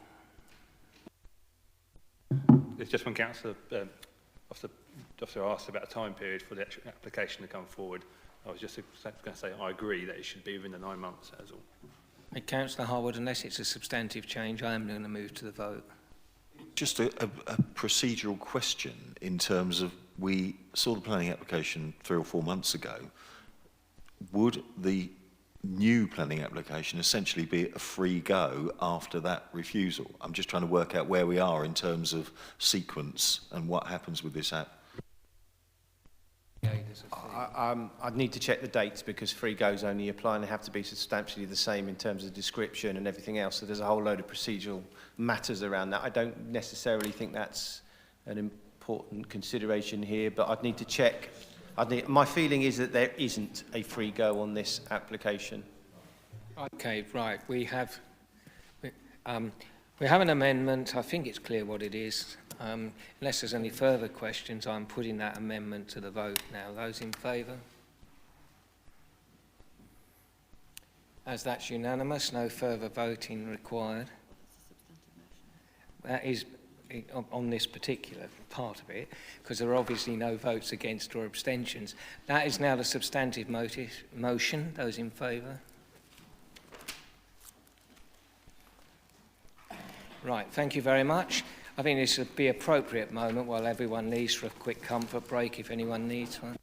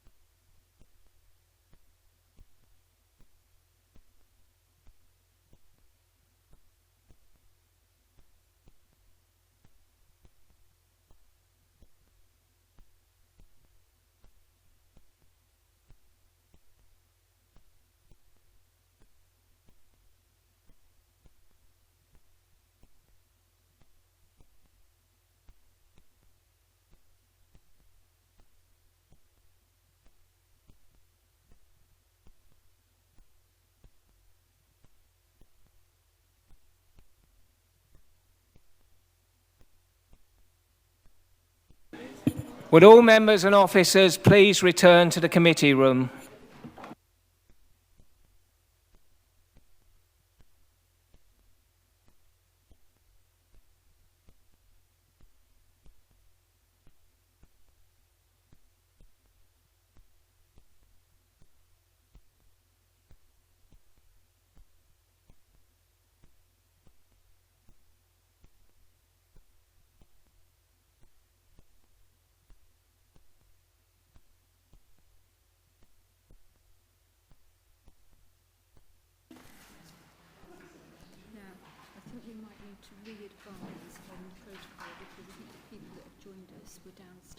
Yes, yes, we are going to.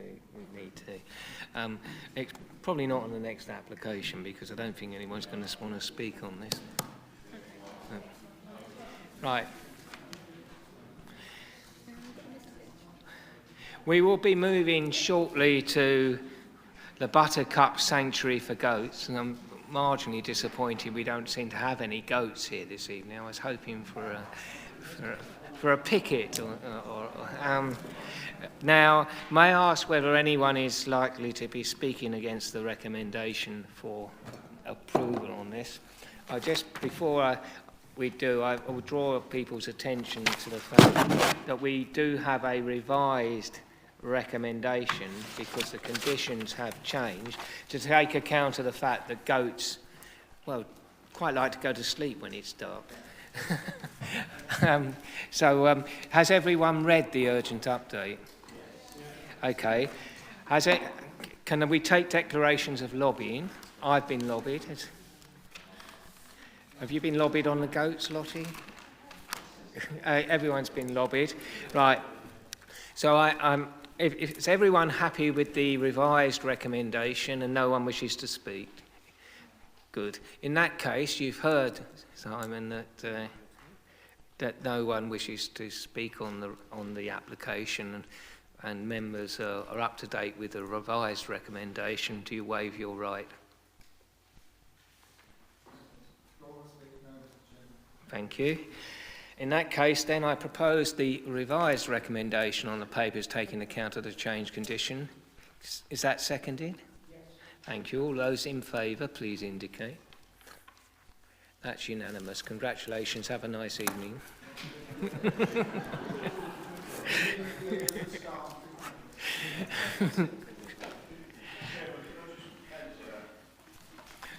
If you speak to the application, we're going to have to introduce it and have a whole debate, actually. So,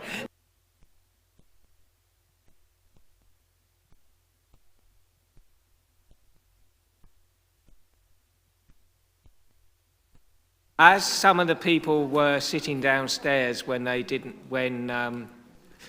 the previous discussion was on, I am going to ask the legal officer to just repeat how the public speaking works for the benefit of anyone who was downstairs and didn't hear it. Thank you, Mr. Chairman. So I'm going to repeat what was already been said earlier for the benefit of the new members of the public that have joined us. So a short announcement for you, and in particular those who are going to speak on an item this evening. The items are announced by the chairman, and then the planning officer introduces the item. The chairman will then call the speakers. When you hear your name called, please could you come forward to the table in front of you and take a seat. To speak, press the middle button on the microphone. You do not need to hold it down. The button will turn green and the ring around the mouthpiece on the microphone will turn red, and then you will know that it's actually working. You will have 3 minutes to speak, and you will see your time counting down on the screen in the corner behind me. And at the end of the 3 minutes, the chairman will tell you that your time is up. Only once you've finished speaking, please press the middle button again. It will turn white and return to your seat. Thank you very much indeed. Right. I ask the officer to introduce the application. We are on Eastvale Barn, Broad Street Hill, in the parish of Hucking. Thank you, Mr. Chairman. Just one item to note on page 12 of your report, where it says Parish Council. Obviously, Hucking are not a parish council, they are a parish meeting. This is reflected in paragraph 5.02 of your report, but just pointing out, because there's sort of different procedural matters arising on parish councils and parish meetings. So in terms of the application, this is an application for the change of use of the land and conversion of an existing barn on site to an equine clinic with its associated development including stable block, trot-up, menage, paddock areas and associated parking, hard standing and fencing. I mean, in effect, this is essentially a reciting and improving of the existing specialist equine clinic that is located at Newnham Court in Bearsted. So turning to the application details, this is the site, the proposed site. There's an existing access here into the site that follows down here. Let me know if you can't see my cursor key again. It's there. Hopefully you can see it. Can you see it? Not see it? Why it doesn't show up, I don't know. So this is the existing, here we are. This is the existing access to the barn which goes along here, and this is the barn located here. So the red line shows the extent of the planning unit, and you can see the existing boundary treatment that is already existing on site, and you'll see that further as we move through the plans. In terms of this is aerial photograph, so this is the site concerned, slightly closer view. So this is the piece of land that we're talking about here, and there is a fence that's now been put in here that extends up roughly up to about here. So you can see, oh gosh, sorry, that's my mouse, I need to get a new mouse. So you can see this is the site area here. This is the existing barn. There is a new fence line that's been put along here that comes back up to here, and that effectively is the planning unit that you're considering. You can see on this area the existing hedging along this side and along this boundary, and I'll take you later in terms of the new landscaping boundary treatment that's proposed in the application, which seeks to reintroduce a new hedgerow along here and also up here. So these areas are not in the application site, nor is the land to the south of this here. So, in terms of where the location of the new access road will go just approximately in this site here. This is Church Road. So the new access site is going in just in this position. I'm sure, can you not see it again? Yes, it's just up here. So that's where the new access is proposed to be positioned. In terms of, this is a view from Broad Street Hill. Again, this is just looking over to the site. The existing access, where you can see this fencing, post and rail fencing, that's the existing access that goes down the site, and the barn is located behind, just it dog legs back around here, and the barn is located over there, but you can't actually see it in this position here. So in terms of, this is the view looking from the site towards Broad Street Hill. This is the existing access. So I previously showed you the photographs from there, looking across here. So this is looking back down towards Broad Street Hill. So that land over there is not part of the application site. This land is, and that's a good landmark tree that you can see in terms of the planned proposals. So you can see on here the existing landscape screening on this particular site here. This is effectively just going around the corner, and this is the existing barn on the site. You can see houses in the background to that, and you can just see, mark out here where the new fence line is proposed, is put in place, and effectively, so the planning unit comprises this area and obviously goes back across this area here, which will form a mixture of paddocks, menage, etc., which I'll go through as we go through the proposals. Sorry I'm speaking this way. If you can't hear me, it's easier so I can see there's a cursor. So this is looking southeast from the site again. So this is effectively that area of land over here where I'm showing you where that fence line is. That is effectively that fence line there. So that is not in the application site, but this is, and this is where the menage, etc., will be positioned, and I'll show you that as we move through the proposals. So this is the existing building on site. This is the proposed building. Just to give you some sort of context, it's got grey Kingspan roof. It's blockwork to the lower walls, insulated, pressure-treated tongue and groove, thermowood finish to the upper levels. and black UPVC windows. This is the internals, and it's obviously got an upper floor area here with the vaulted elements at this element. So that is a first floor element, and all this area is vaulted. So you've got the stables. Just show you the various stable elevations, and the internals workings. And then this is the sort of landscaping detail that's been submitted with the application. Unfortunately, it hasn't come up quite so clearly on this plan, but what you can, some useful points to point out. This is the new access road that comes into the site, comes in down here. This is the converted building. This is the stable block, the menage, the paddock areas around here. This area is habitat translocation area and for wildlife protection, so that area will be segregated off from the site. Down here you'll see supplemented planting with new native hedgerow planting around this area and this area. This writing all denotes exactly what species in hawthorn, which is what they are proposing. If I could enlarge it, I would. This shows the sort of menage area here. It's not proposed to have lighting. You will also notice conditions have been suggested on the report in terms of any lighting on the site, but it's not proposed for lighting on this area. I think this is a rubber proposed in terms of a rubber surface, so it's not actually in terms of so harmful in terms of landscape terms. Post and rail fencing around the site. So in terms of what's coming forward in the application, so obviously members are aware of the statutory duty, the AONB, special regard that has to be had in terms of conserving, enhancing. Section 85 of the Countryside and Rights of Way Act requires a duty on us or you as members of local authority to have due regard to the AONB status. The site is, one might say, is not as sustainably located. However, notwithstanding that, veterinary clinics are usually found for larger animals, are usually found in the countryside. There's been no objection raised from Kent Highways on this matter. There's been no objections raised on ecology matters, on foul, surface water, contamination. Your members will note there's sort of a raft of conditions imposed to seek to ensure the site has controls and measures in place.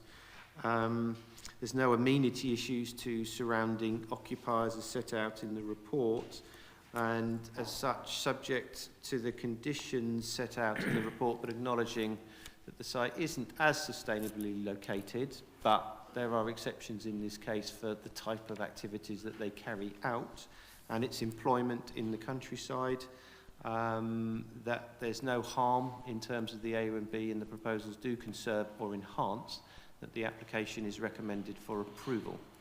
Thank you, Chairman. Thank you, Mr. Bailey. Just to draw members' attention to the fact that there is an urgent update on this application, which relates to the conditions. So I hope members will look at that. And can I take any declarations of lobbying at this point? That seems to be virtually everyone except Councillor Vizard, who somehow has slipped off the list, and Councillor Harwood. I don't know how that happened, but there you go. Right, our first speaker on this application is Ms. Howes, an objector. If you'd like to come forward, please.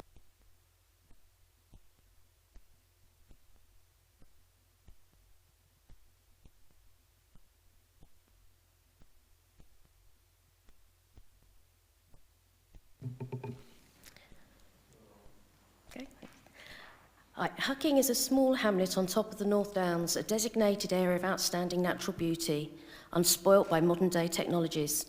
The proposed development adjoins the Woodlands Trust. It is to be enjoyed by all and requires protection from a commercial development of this size. Residents are extremely disappointed that there is no highways report on such a significant planning application. A road survey was performed when Hollingbourne Hill was closed and is not a true representation of local traffic. The proposed development can only be accessed by narrow single-track lanes which are poorly maintained. There are many large potholes and very limited passing places for cars, even less for horse lorries.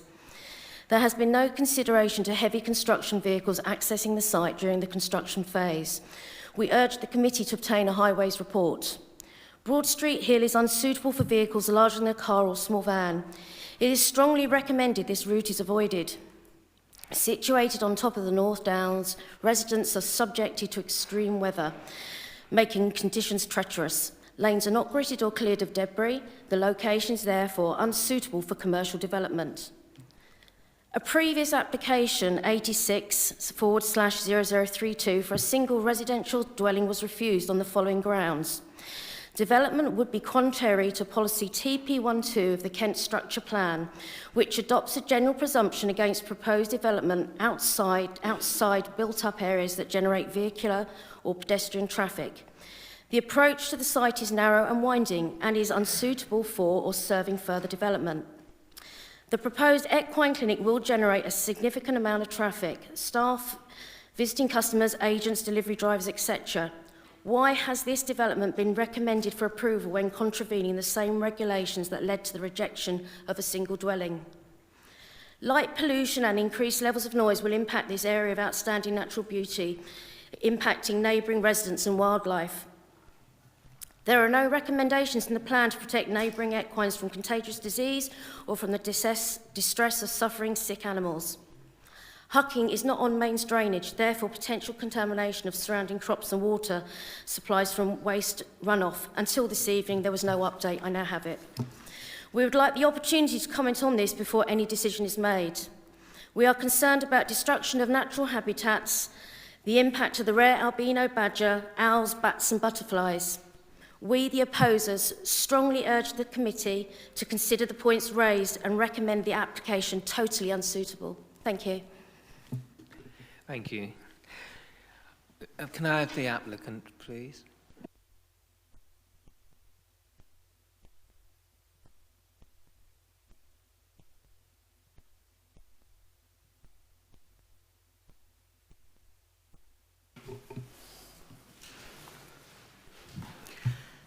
Good evening, Chairman, members. Newnham Court Equine is the only independent equine practice left in Maidstone and Kent, located at Newnham Court since 1990. Huge developments at Junction 7 have caused us to lose all turnout paddocks and exercise areas, and traffic and access around the site has become impossible, making this site totally unsuitable for horses.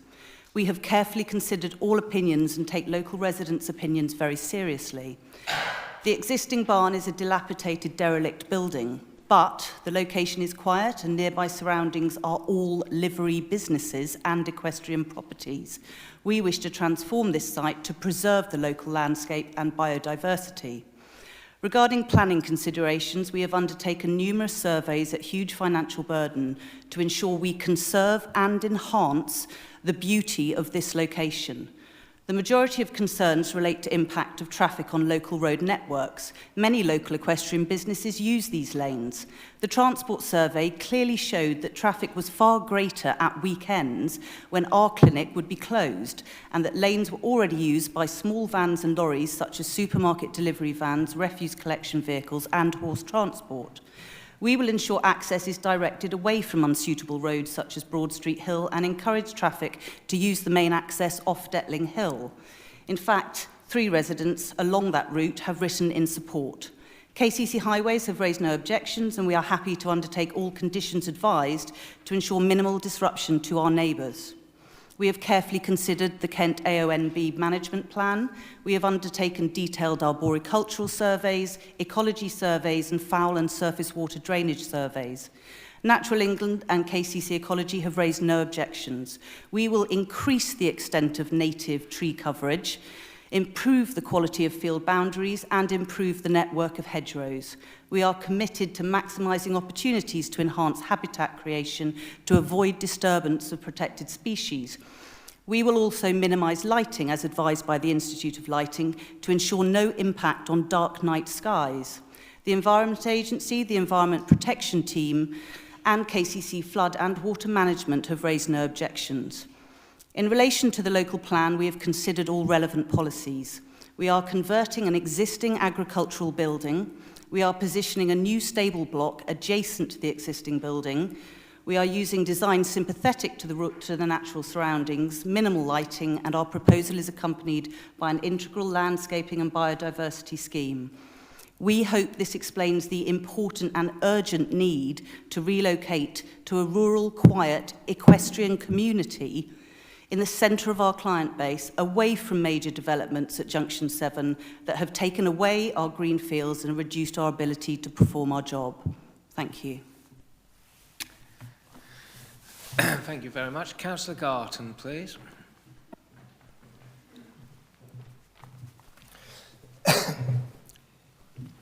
Members, Mr. Chairman. First of all, a point of clarity. There's no Hucking parish meeting. And although it's a very close-knit community, we don't really have that outlet to discuss things on the ground. It has been a very controversial application amongst residents. Some residents very much in favour for it, and some residents very, very much opposed to it. And so I saw it right as the ward councillor to call it in and leave the decision to 13 wise people in front of me here. The main concern is certainly transport, and it is regrettable that we don't have any stronger highways report on that one. I think the main issue here is if we could introduce an informative, and I'm sure the applicant is more than happy with it. I believe I read it actually in her own statements, in her own documentations, that she will advise her customers not to travel up and down Broad Street Hill. If you have been to the site recently, Broad Street Hill is probably one of the most holiest roads in and around Maidstone. It is very bendy and is very steep. If you get stuck there with a horse trailer or any larger vehicle, I think you've had it. So an informative not to use Broad Street, I think is legally probably the biggest, the most likely thing you can push for, rather than a condition which you can't because you don't have a highways report. As the ward member, I'm fairly agnostic otherwise about this application, and I have to leave a wise decision in your hands. Thank you.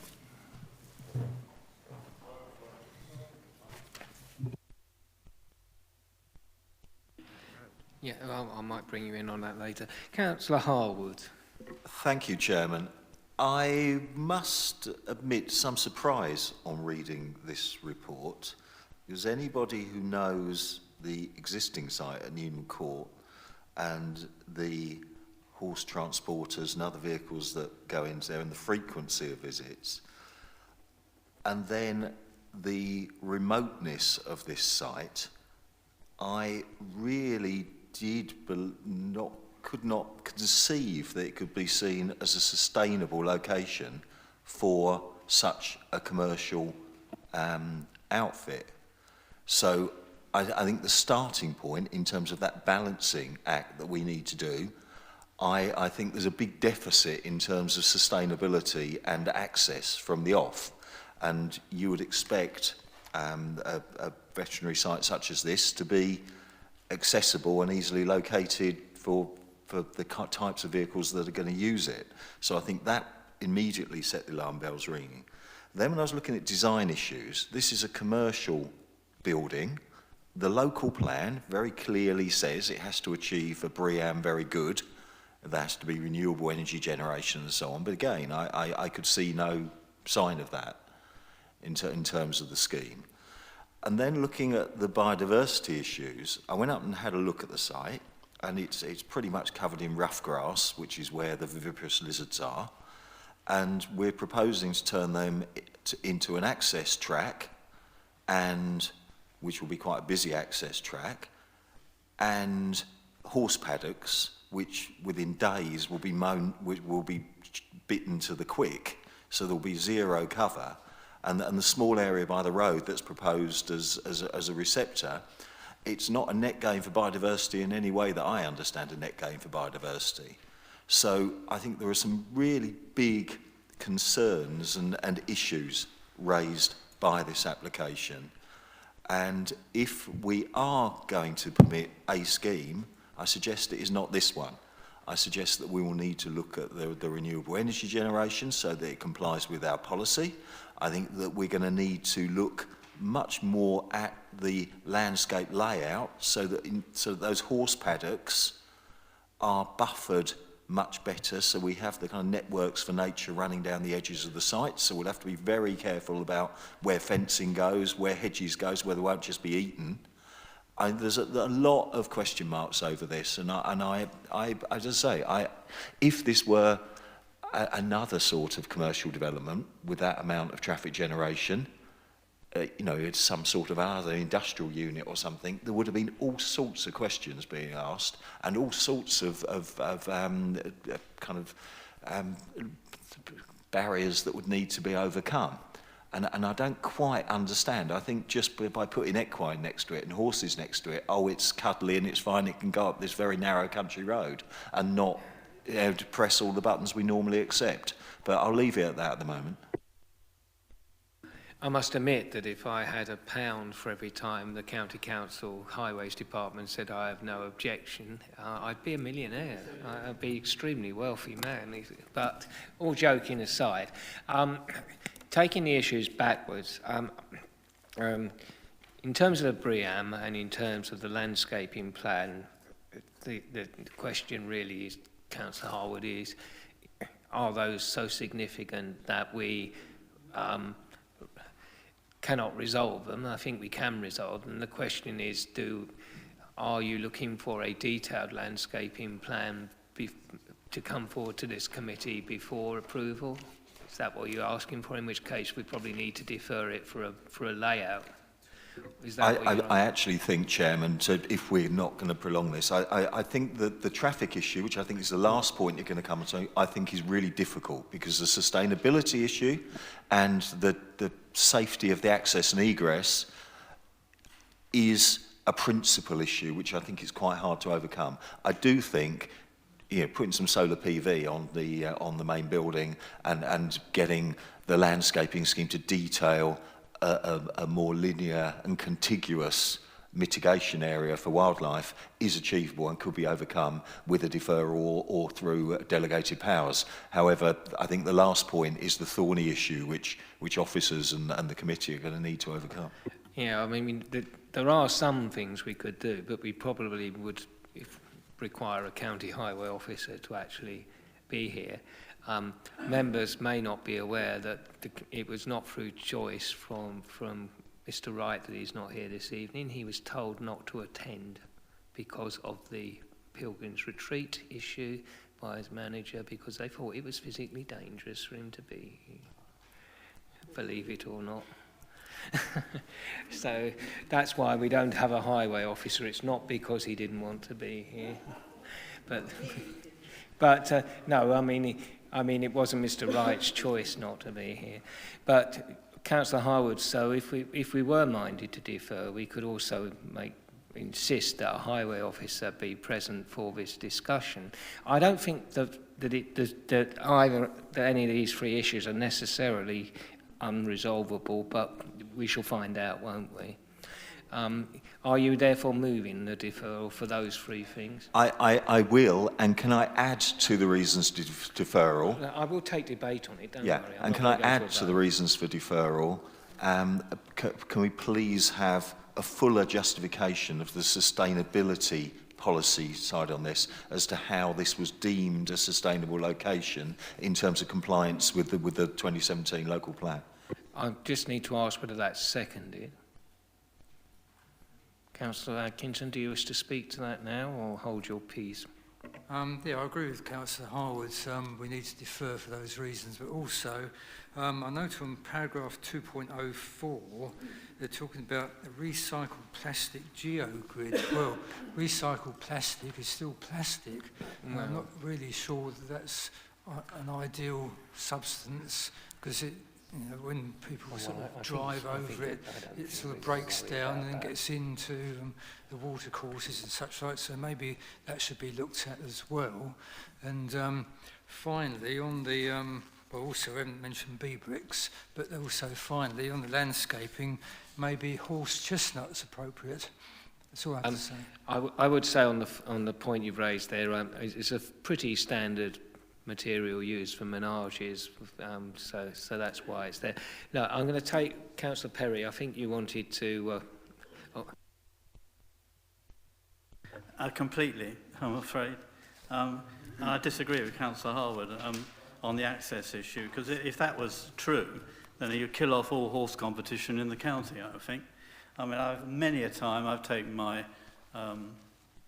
lorry down quite narrow roads to get to competition areas, and that's quite standard. And we take care and we survive. And I think that's complete false. I'm sorry.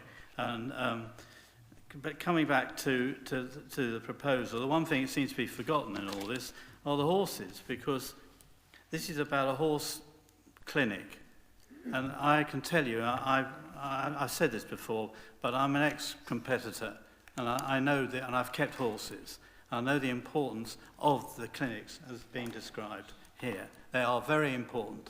And you may think it's funny, but I don't think it is. The horses, our history has been based on the back of horses, and horses are still very important. And the Pony Club, which is a very important young club, is very, very popular, and it's a very important institution as well. And to talk about sustainability for a horse clinic is really, I find really quite bizarre, quite frankly. This is a very good proposal, and I also read the excellent letter that was written, which I thought set the scene very, very well. And I think this is needed.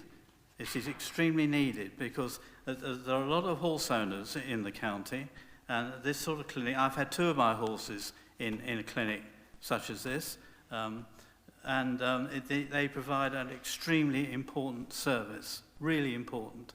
And that they are an employer as well. There are a lot of people who want to be involved in equestrian affairs, and I think that's very, very important as well. And I strongly support this proposal. I think the countryside is about horses, for goodness sake. As much a part of horse as any other animal. In fact, and I just find this very frustrating. I would move to support this, I really would, because I think it's very, very important. But can I make just one small nitpicking point? Because it's come up so many times, and it always gets me when I hear it, the word menage. Will you not use menage, for God's sake? It's the silliest word. It's manage. And people get this wrong. I've seen it, and it's getting better. But my wife calls it Pony Club French. But menage, faire le ménage, means doing the housework. And menage is housework. And it doesn't have nothing to do. But manage is the term, and that's manège découvert, which I think is what is being described here properly. It is what this is actually about. It's a sand school, or a schooling ring, if you like to call it, in the English language. But right. I do move to support this. I think it's a very, very worthwhile proposal. Thank you. Right. If people could, because there's a lot of people indicated, be fairly to the point. Is that seconded? Right. Would you like to speak now? Yes, I would. John, could you please turn your... Oh, I'm sorry. Yes, I find myself in total agreement with what John has said. I mean, the countryside, that is what should be in the countryside, horses. I mean, we're not going to put them in Maidstone town centre, for goodness sake. And, you know, having had experience of taking horses to clinics, I had to take my horse to Liverpool and Cambridge a long time ago. And, you know, we need these places, and I think this is an excellent proposal. Right, so let me see. I think Councillor Eve did indicate. Thank you, Chairman. I really am just sort of reiterating what my colleagues on this side of the room have said. Just a quick point on sustainability, though, however. What's sustainable about travelling further and further away? Surely that defeats the whole object. They are placing the new location 3 miles away from its current position, you know, with much better facilities. If we refuse this and there are no longer facilities available in a local area, there are an abundance of riding schools and and people, private owners of horses, who will have to travel to different counties. I'm just putting forward that if we're suggesting they do that, then that goes against our sustainability policies. Thank you. I think the main motion wasn't to refuse, but to defer, just a matter of clarification on that. But similarly on the parish meeting, it may well not be meeting, but legally Hucking has a parish meeting, like the other North Downs parishes that don't have a council. Councillor Wilby, and then we'll... I was just wondering if Councillor Perry would take a little amendment to that, on touching on what Tony Harwood has said about giving officers delegated powers to seek an improved landscaping scheme and to seek seek the PV panels on the roofs as well. Is that acceptable? Yeah, okay, that seems to be agreed with the removers of the amendment. Councillor Mumford. Oh, I don't want the last word. Equestrian's not agriculture. It's a business in the countryside, which is promoted through our local plan. There's a lot in what Councillor Harwood said, but I think most of that could be put right with an approved landscape going through. The bit on transport, I'm not looking at where they were. I'm looking at what's in front of me, and that is a business in the countryside converting a barn. And there is a transport statement that sets it out, and highways are happy with that. And I've always been told to judge what is in front of me. And so I'm not looking at where they were, I'm looking at their transport statement and what highways say about it. And unless I can prove that to be wrong, I have to accept that. That's always our policy. I think what Councillor Harwood, and especially if he was involved in it, his landscape and his biodiversity could be put right quite easily. But he does have a point on renewables, and could the officers suggest something that we could do under a condition for renewables, if there is anything?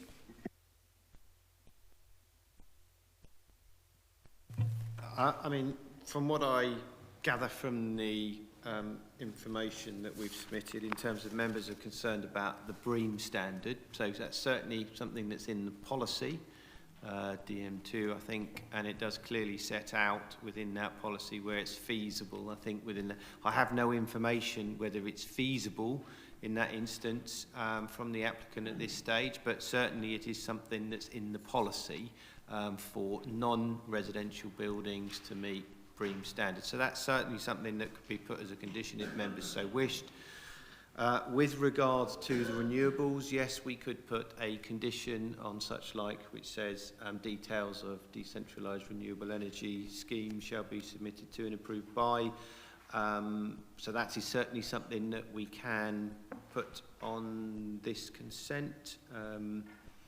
As I said, anything to address that issue on the National Grid. Regarding the issue on landscaping, obviously condition 4 of the conditions on the papers, page 22, sets out that the landscaping should be carried out in accordance with the submitted landscaping scheme. So if you're looking to try to negotiating something slightly different, yes, we could amend that condition. What I would kind of like is some specifics as to what you're seeking. Now, that could be delegated, obviously, down to the head of planning to seek that in consultation with whoever you elect to decide to put that forward of this committee. But yeah, it all seems to be something that can be resolved through a condition basis if that's where members wish to go.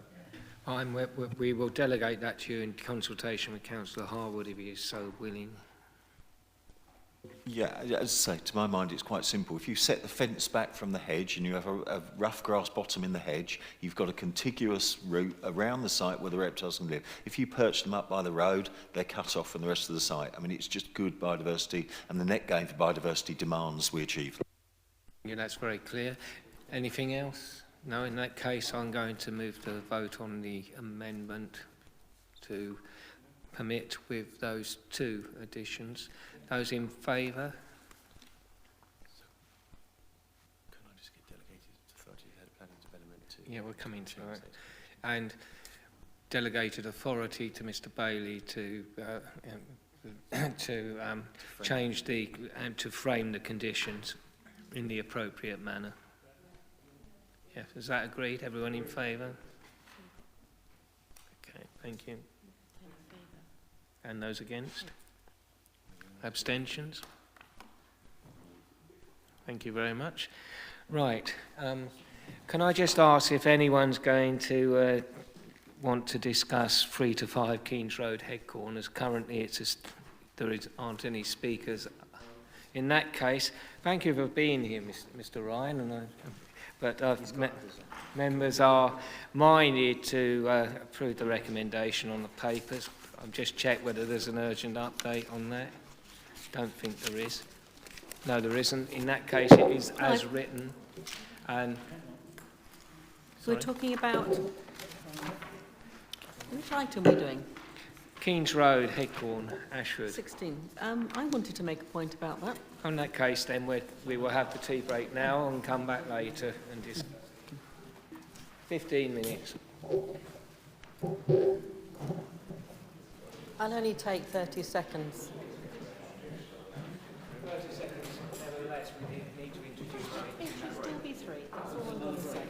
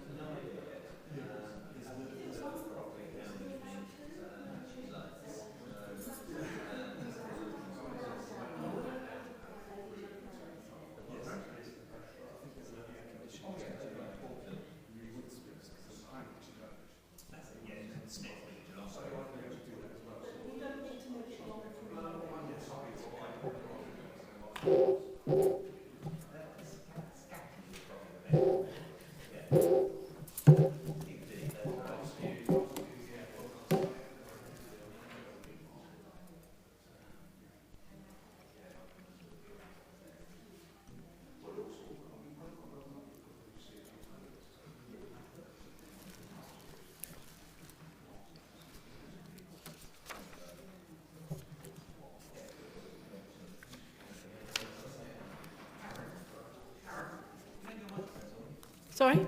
Oh, God.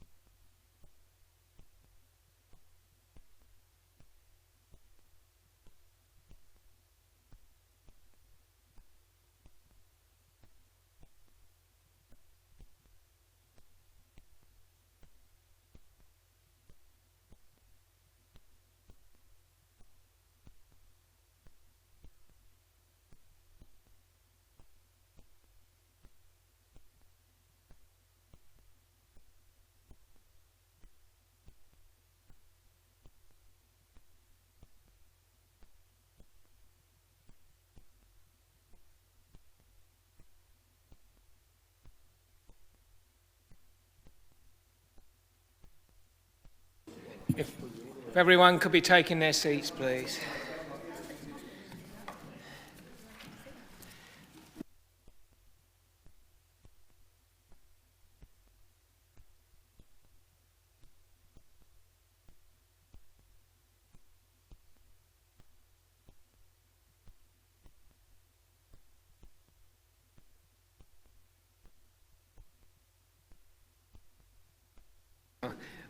By popular demand, we are going to have 3 to 5 Keynes Road, Headcorn, Ashford introduced. And to Tony's relieved because he came rushed here to do this. So there you go, Mr. Ryan. Thank you, Chair. This was a case that was deferred, I think, back in December. The applicant has revised the plan. If I just briefly go through that, they've revised the area at the back of the site to make more efficient use of the area for car parking. And that has allowed the garden areas to be increased, and on this plan they're between 53 and 81 square metres. It's considered that 4 houses can be achieved on the site, providing a good standard without undue impact on neighbours and in line with the character of the area. The planning condition 7, officers would like to amend. It currently makes reference to a 8-metre buffer with details of the buffer to be submitted to and approved in writing by the applicant. And that is, those details, when they're submitted, would be subject to approval from the EA. But officers would like to remove the 8-metre specification in there to allow discussion with the EA in terms of whether that full 8 metres is actually necessary or not. The officer recommendation is to approve permission with conditions that require the building to maintain the existing building line. That's condition 2. Obscure glazing to be used on window openings facing directly towards number 1, Keynes Road, and also the potential for wet woodland landscaped area to be explored at the back of the site. Thank you. Thank you, Mr. Ryan. Admirably succinct. Now, Councillor Chapeltay, you said you had something you wanted to say, so... Yeah, looking at this and knowing that plot as I do, there are many good things about this in that it removes an unsightly building that has been there for quite some time. However, according to our policy, DM12, this is excessive density for the site. The calculations show that it should be 3.3 houses, to be precise, and as a mathematician I know that if it's less than 5 we round down. You can't put 0.3 of a house on there, I get that. So I would be happy to see 3 houses on that, but I still don't think that we should break our own policy and put 4. If, for example, the calculations came out as 1.3 houses, would we then put 2 on it? No, we'd put 1. I think we should be consistent and logical. It's an innovative approach in local government, I admit. Sorry, Councillor, are you indicating? Thank you, Chair. I think that's probably mathematically put into place what I said last time and why I refused and why I would still refuse given the basis that they've not... they still haven't really addressed the issues I raised last time appropriately, and it does not appear that there's capacity for 4, and I moved to accept for a maximum of 3, and I assumed that it was going to be brought back today with 3. So I feel that this is... It's a waste of... I could say certain words, but I'm not going to. Right, is anyone else wishing to indicate? Councillor Harwood. Thank you, Chairman. I think this site could just about work. I'm not sure about the issue around the buffer on the stream being reduced. I think that needs to be right. The one thing that does concern me, though, is that this is essentially an asset stripping of the site, and it's squeezing in more units than is policy compliant, and yet we've still not got renewable energy incorporated. It's not providing that, what those design kind of pluses that we as a committee ordinarily seek. I, on balance, think they've gone just far enough, and it is acceptable within this area. And it, just looking at the application, you can fit them onto site with those smaller units, which are welcome in Headcorn. I think those smaller units will be good. However, I do think they can afford to put a few solar panels on the units. So I am willing to move that we grant permission, but with the renewables policy that we usually attach to smaller residential applications such as this. So I then move. Thank you. I'm a little... So that'd be 0.4 of a house with renewable, would it? Just checking, because that's what we normally have, is 10%. So I'm just trying to work it out. Well, what we've been doing recently, because of the policy environment, is seeking 10% of any given housing units would have solar PV. So on 4 housing, or 3, you get whatever, so half a roof. But there you go. I mean, that's achievable, but could I'm sorry to sound facetious, and I don't mean to be Councillor Harwood, but can I just explore what you're actually seeking? I am seeking on the larger unit, dwelling D, because that's got the roof that looks like it will work on it, and that is the larger high-value unit that we not just seek, but we condition an element of renewable energy generation from that unit. And the justification would be that... And the justification being that this is a denser than policy compliant application in terms of the scheme that we're looking at. So we would look at a high quality of design and sustainability in order to deliver this, and looking practically at the development as is proposed, one unit would achieve that sustainability imperative in the most practical way. Okay, I'll bring Mr Bailey in a minute, but I'll take Councillor Wilby first. Thank you, Chairman. I'll actually go a bit further than that. They're squeezing an extra old house on, which on the profit margins they're going to make, they can afford to put solar on all of it. And the units on the front are the south-facing houses, so those roofs would actually get the most benefit of it. If the developer wants to put more houses on, then fine, but he has to give us something for it, Deirdre. If he has to give us a good design and a good reason why to allow it. If it's not policy compliant, there needs to be a reason why we override it. And at the moment, just by putting one bit of solar on one house, I don't think actually meets that requirement. I don't think it meets the requirement by reducing the 8 metres neither. That needs to stay. But I think we need to actually ask for all of it to be for all of them to have solar, not just one. Thank you, that's very clear. Mr Bailey? I think firstly, in terms of the sort of density question, the density is a very sort of general tool, really, and I think once you've looked at density, you look at other planning requirements such as garden space, privacy, and I think it's those that sit underneath the density calculation are more important than achieving a precise density standard. That said as well, in that this is an outline application.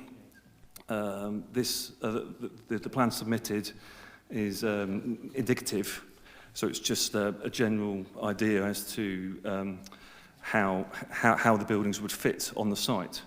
As I said at the start, we have a planning condition which says that the buildings, yes, in terms of the future reserve matters, would need to be brought back from what is shown on these drawings as well. So yeah, this is just a general picture. In terms of the renewable energy, as it is an outline application, we could put, I think, again, a general renewables requirement as a planning condition to say that details be submitted when the full details are actually sent into the council. What we could do as well, if members still want a say in terms of the reserve matters, those matters can actually come back to members when they're sent in as well. So they'll have a say on those matters. Right, I've made a procedural mistake. Because you said it would only be 30 seconds, and I was not anticipating a major discussion. I thought you were just going to ask a question. I did not call the applicant.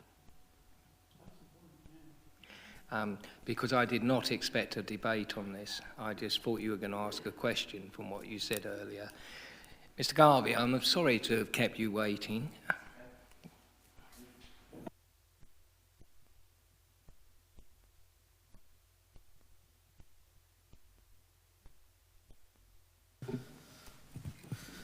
Chair, members, good evening. You'll recall having considered this application at the December meeting and that the case was deferred to, well, as you discussed so far, to review the number of dwellings, the amenity space and potential for a wet woodland landscaping area on the site. Since the deferral of the application, we and the applicant, so the agent and the applicant, have examined the illustrative layout and reorganised parking to allow for longer back gardens to serve the proposed terrace units. As part of this, 2 of the terrace houses have been moved forwards on the site to further enlarge garden areas. However, we understand that the council would like to see that the building line of the existing building respected, and a condition has been attached to the proposal. In terms of the numbers of the units on site, the current proposal is at about 36 dwellings per hectare, which is considered appropriate for the size of the site and the locality. However, a reduction in the units would drop this below the requirements of policy DM12 and would therefore conflict with that policy and the guidance in the MPPF seeking to make efficient use of sites. In addition, the proposed units that are shown are smaller in footprint than the existing buildings on the site. In addition to this, the applicant has also agreed that they should explore the possibility of a wet woodland landscaping buffer along the northern part of the site, and this can come forward as part of reserve matters. An illustrative area for this is provided on the site plans, and further details can be secured through condition. Members, the outline application before you this evening has been carefully considered and is in accordance with planning policy at the local and national level. As all matters except access are reserved for future consideration, it is considered that the council are still able to control the form of development coming forwards on the site through reserved matters. The site is in a highly sustainable location and seeks to make efficient use of the current vacant land as required by national guidance. I hope you are able to support the application and grant planning permission subject to appropriate conditions. Thank you. Right, Councillor Mumford, you were waving at me. It's been so long I nearly forgot what I was going to say. I'm sure you haven't. First thing, it'd be very helpful if the officer had showed us the previous one that came through, because I'm not a mathematician, and is that the earlier one? Yeah. Thank you very much for that. My problem is with this is, while I could possibly vote for the outline application, it's indicative, which actually says, if you go back to what they're now putting forward, they don't need to come forward with that. And that's my problem. Maybe I can go to the officers and ask them, is there any way that we can make this indicative layout to represent that when it comes back for full planning permission?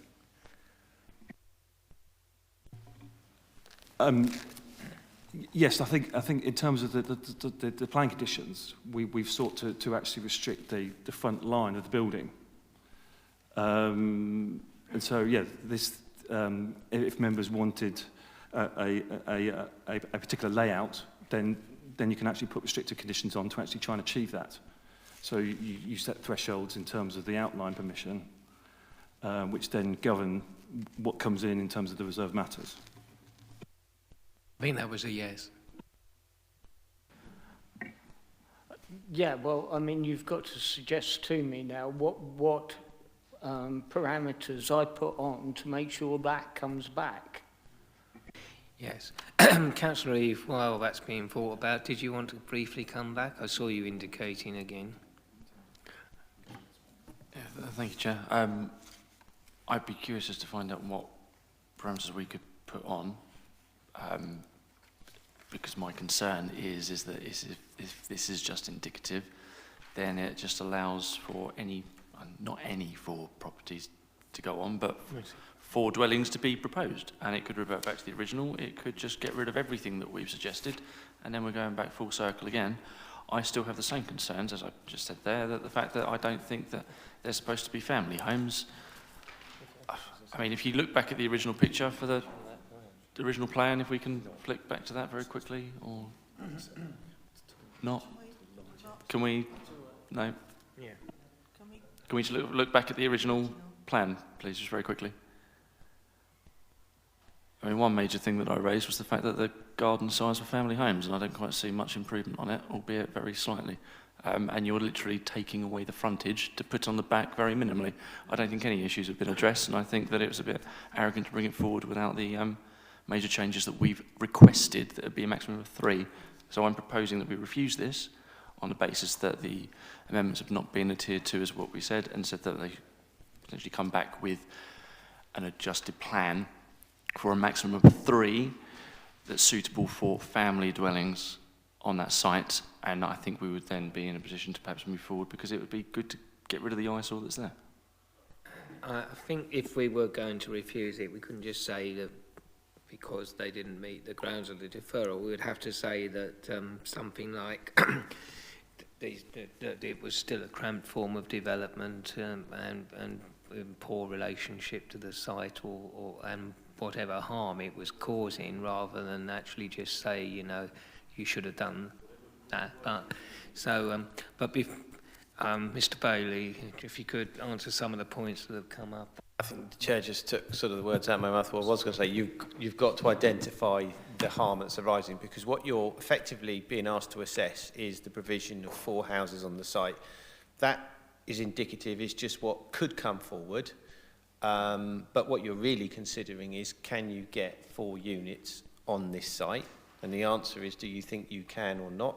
It seems some members are saying yes you can, some members saying no you can't. I'll let you vote on that issue, but that's really what you've got to consider. The parameter, which is what the controls that you can put in place. Yes, you can have conditions which say the building line should follow the building line of the next door property, or you can control height in parameters in terms of it should only be 2-storey or single-storey. Those are the elements that you control, because the outline is the planning permission. The reserve matters is just the details pursuant to that. So if you wanted to, you could put those parameters, or you could put informatives. If you found that, say, that layout plan was acceptable, normal standard practice would be to say that you say if the reserve matters application came forward in that layout, you would find that acceptable. If it came forward in, say, the one that you've got considers the indicative one now, you could say that is unacceptable for the reasons that it projects to forward from the building line. So what the whole point of the outline is to give the applicant the steer, accept the principle for the number of units, i.e. 4, fine, tick box. Access is being considered, fine. That if those matters are okay, then you can approve the application subject to conditions. If not, and that's where you're going, you've got to identify where that harm is arising, as the chairman has already alluded to: overcrowding, cramped form of development unrelated to the character of the site, etc., and identify the policies that relate to that particular element. There you go then. So was anyone going to pick up on that? Councillor Parfitt, Reid? Well, all I was just really going to say is I just feel we've been here before. We've already discussed it at length, and we decided that 4 was too much. So I just don't, for me, nothing has changed. 4 is too many. It contravenes our policy DM12, and, you know, I can't see how we can get 4 on there without it being cramped. And also what Councillor Mumford said. I mean, I know you say you can put these conditions on and restrictions, but I'm not particularly confident that we wouldn't end up with something that we're ending up putting through on the basis, well, we've given it outline planning permission, so therefore we get something that we're not very happy with. I think you're moving that is, sorry, seconding, because I think Councillor Eaves moved. Yeah, happy to second it. That the application be refused in accordance with policy DM12. Sorry.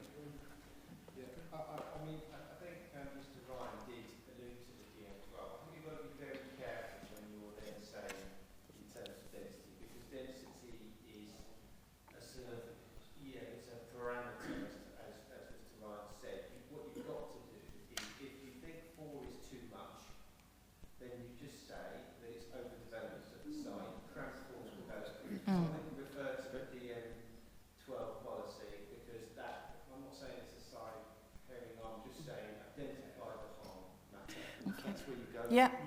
Well, I mentioned DM12 simply because you said by reference to the policy. I think the argument is the argument I just referred to, that if members are saying that, the argument is it represents a cramped form of development that's poorly related to the site on which it sits. Essentially, that is the argument, and which members are putting forward, and members here have got to decide whether they agree with that or not.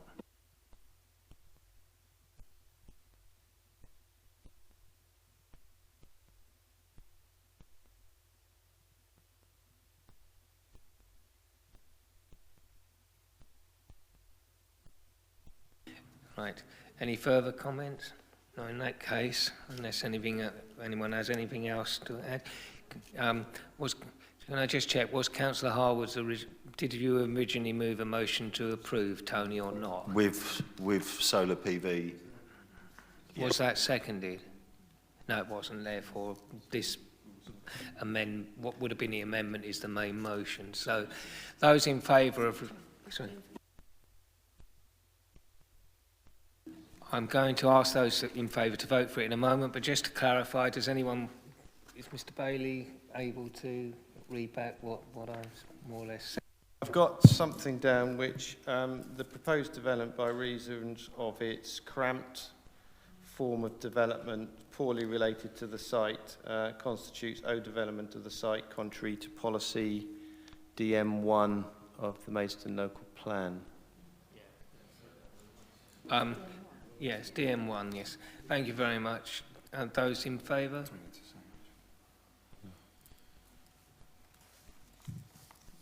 Those against? Abstentions? That was fairly divided in different directions, wasn't it? So, anyway, that was a longer discussion than I anticipated. Right, we move on to the ever-exciting parish of Linton, Little Paddocks, Starbridge Lane.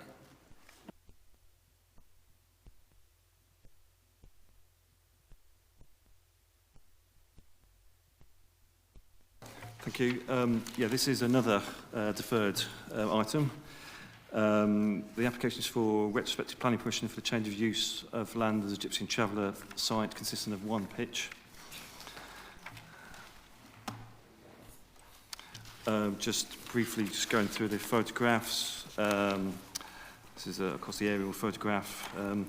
A decision on this application was deferred in July 2019 to allow discussions to take place on a revised site layout to show car parking at the front of the site with amenity space at the rear.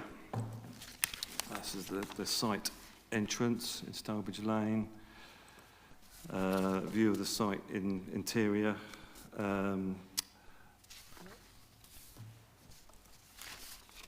This is the originally proposed site layout, which members considered last time.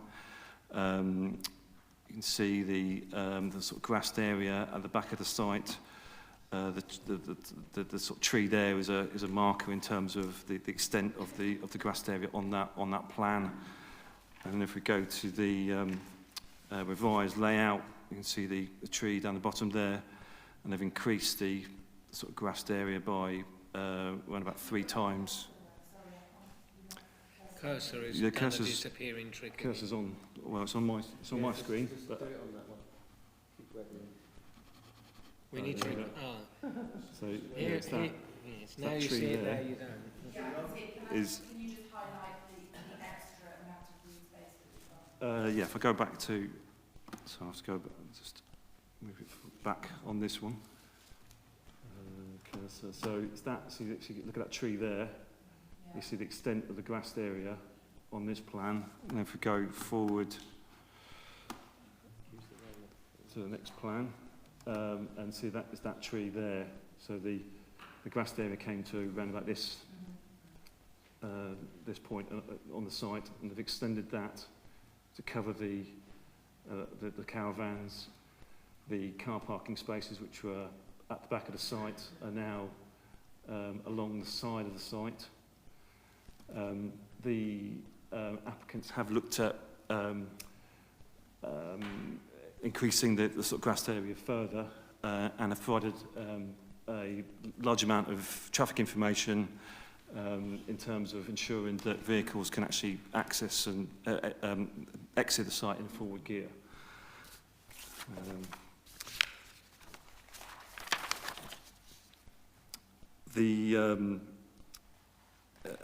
It is considered that the changes proposed are a significant improvement to the layout that was previously proposed. The recommendation is to approve, subject to 2 planning conditions that restrict the number of caravans. They request details of external lighting and for the proposed landscaping on this plan to be implemented. Thank you. Thank you, Mr. Ryan. Councillor Webb, here representing Linton Parish Council, by the look of things.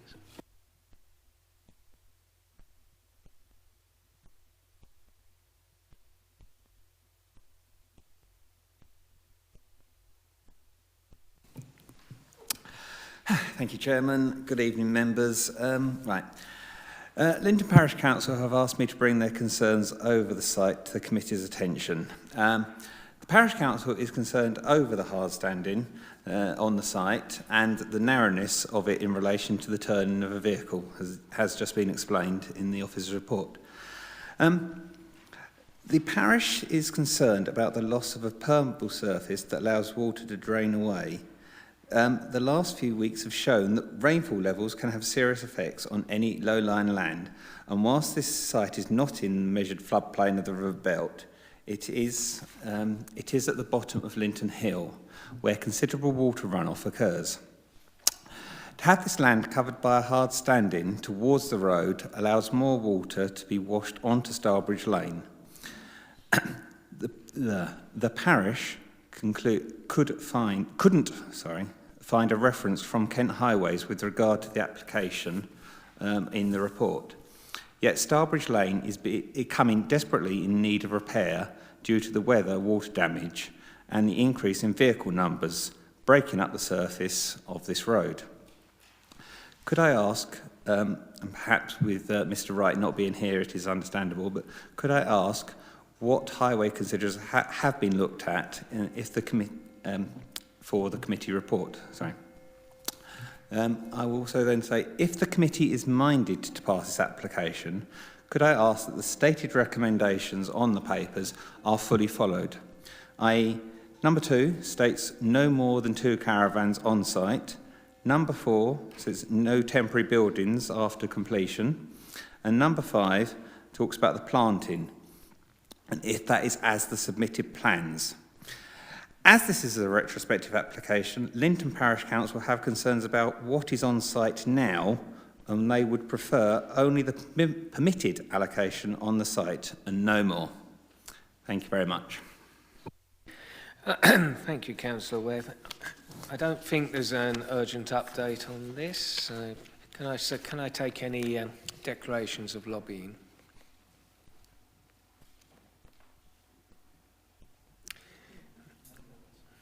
Right. Okay, Councillor Parfitt-Reid, you're a ward member. Thank you. I mean, obviously my reservations for this site do remain the same. It is we're effectively putting a dwelling on a lane. However,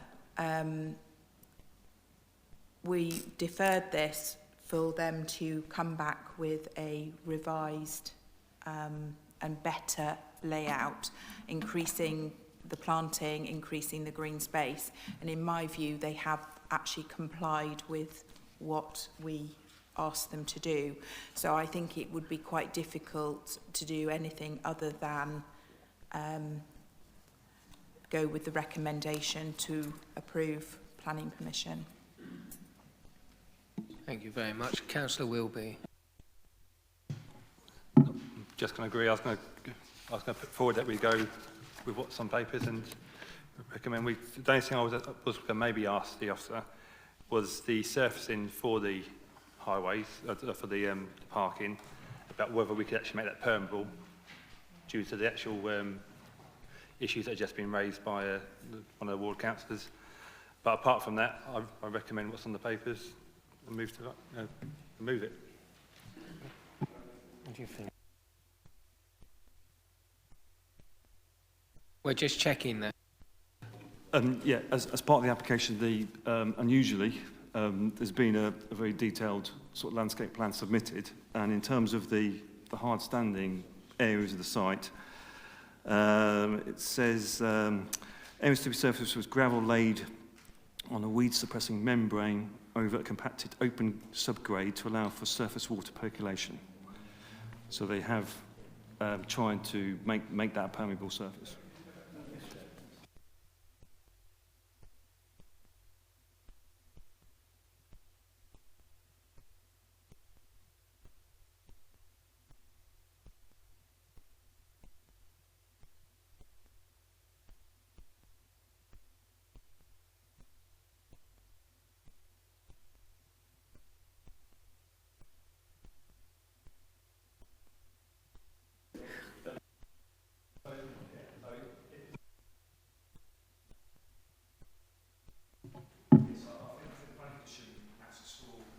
asked for the details on this plan to be implemented. So, yeah, that would be required to change what's there. Yeah, thank you. On that basis, I'll second Councillor Wilby's motion. Sorry, I didn't think you'd actually moved it, but that's okay. No, that's okay. No, that's fine, that's fine. I'll leave that with you. Councillor Harwood, and then we're... Thank you, Chairman. The concerns I have about this site are the practical issues that we know are problems with this site. There have been issues lately with vehicles and caravans going onto the field behind, where they're not supposed to, so there's kind of strange things going on. We know that the existing residents planted up this area by the access track, and it was all recently removed. So we're talking about a landscaping scheme where there was a lot of landscaping, but it was all torn out. So I think what I am concerned is that we can have as many conditions as we like. What I need surety around is that they actually get delivered on the ground. And we've come up with all sorts of devices for doing that, but this is a hard to reach site, if you see what I mean, in terms of ensuring that we deliver a permitted scheme. Do officers have any view on a way that we can ensure that what is delivered? Because frankly, I think this is an access track and does not provide appropriate amenity for any residents going forward. I think that the problems that have accrued from this site are significant for the neighbouring residents and so on. I think that's partly down to its linear nature, which is making it difficult to access, hence the issues with the field behind, and difficult in terms of the amenity of the residents. So I want absolute certainty that if this committee agrees these conditions, that these conditions will actually happen. Thank you, Mr. Chair. 2 points, if I could raise. Members would have seen, in terms of retrospective applications for gypsy and traveller applications, where inspectorates have overturned them on the condition that effectively, if you don't carry out those works, then the permission falls away. Technically, that's what I think condition 11 is seeking to achieve in terms of the landscaping proposals, because it says on that basis that if it's not carried out, i.e. the landscaping scheme, the use of the site for gypsy and traveller purposes shall cease. There's many different ways of setting that out, you know, and effectively that if those conditions aren't carried out, because what happens on a retrospective, if you grant permission tonight or resolve to approve, because it's a retrospective application, as soon as we issue the permission, it's implemented straight away. The only thing that doesn't necessarily say there may not be the clarity in that condition which actually gives the defining some period. So, you know, what I can say is there's comfort on the basis that if those conditions aren't complied with, then technically what would happen is that they can't rely on this planning permission, and effectively you're back into the unauthorised site scenario where, you know, it would be down to officers to consider that you're experts now on enforcement, the expediency, the public interest test in terms of pursuing enforcement action. So that's where we would be if effectively they didn't carry out the terms of this permission. So I just want to add another point that's raised when I'm looking at the terms of the condition. Condition, which should be condition 2, but it says 8 here. It says no more than 2 touring caravans as defined in the Caravan Sites and Control Development Act 1960. That act doesn't actually define a touring caravan, it defines a caravan. We as decision makers, I say we, you as decision makers, occasionally us as delegated authority will refine that and put touring and static. My understanding on this site is because of the size of the site that we wouldn't want to see anything more than touring caravans. So what I would ask, if members do resolve to approve this, that I ask for delegated powers to the Head of Planning and Development to refine that condition to make it tighter, to say it's only touring caravans that we're permitting, not any increase in size, and I just need to think about how that wording is, because, as I said, where you refer to the Caravan Sites of Development Act, that allows caravans up to 20 metres by 3.3 metres by, and there's ambiguity to my mind by saying that. So I just, if members could bear that in mind if you do resolve to approve. Does that answer your questions, Councillor Harwood?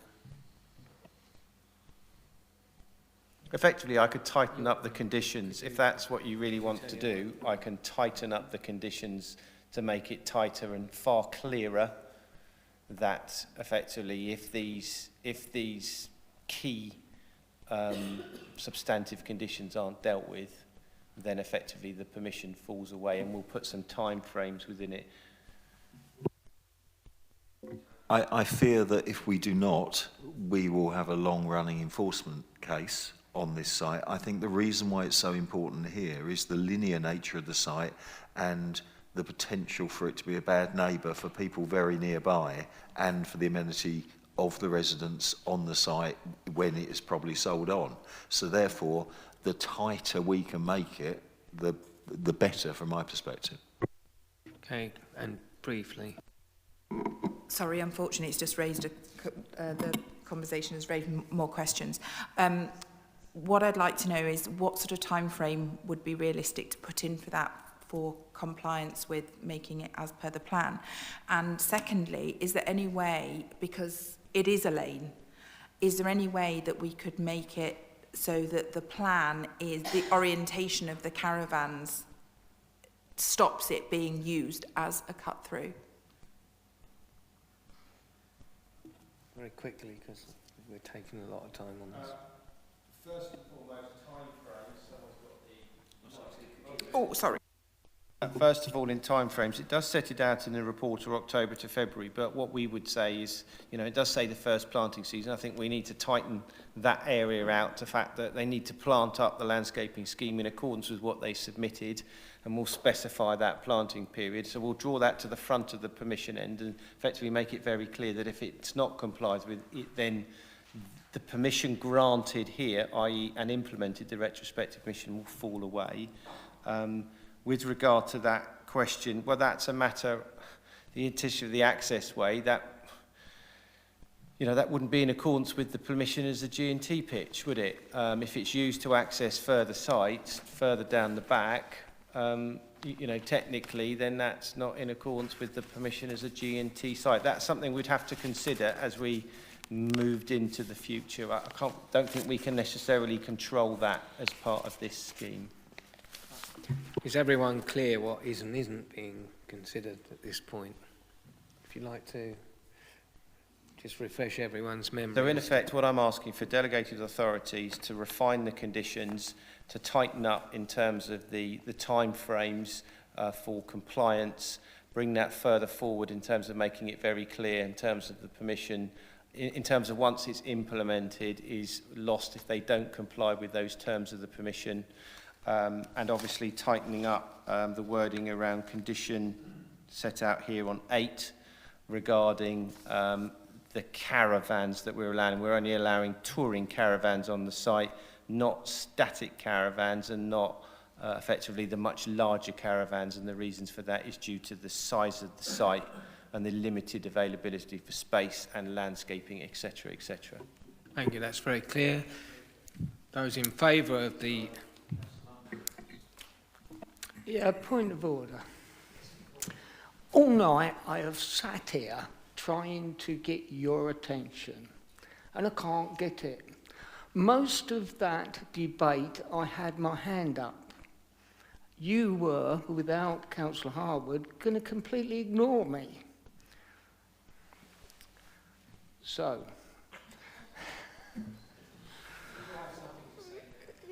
I think we're nearly past it. I think what I was going to contribute, you have just turned down an application which was overdevelopment of the application site. The reason we asked this to go back was we all felt it was a very, very small site.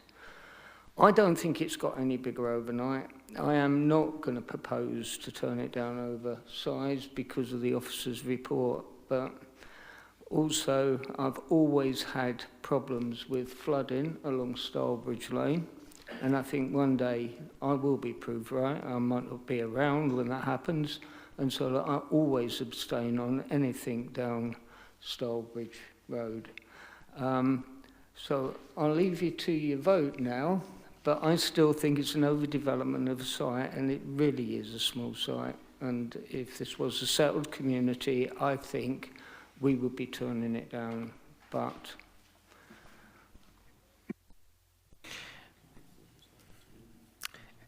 Right, just in case, have I missed anyone else? Or is it just Councillor Mumford I seem to be unable to see?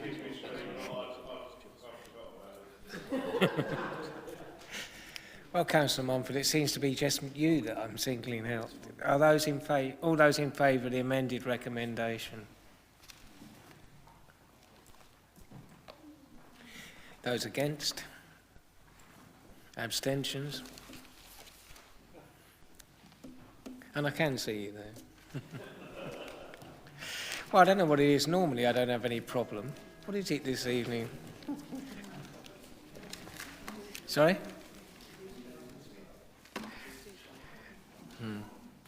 You'll obviously have to wear a brighter shirt next time. Right, we move on to the landway in Bearsted. And just for information, I have agreed to take an extra speaker from Bearsted Parish Council because there was some sort of communication issue. Right, but first of all, the officer will introduce the report.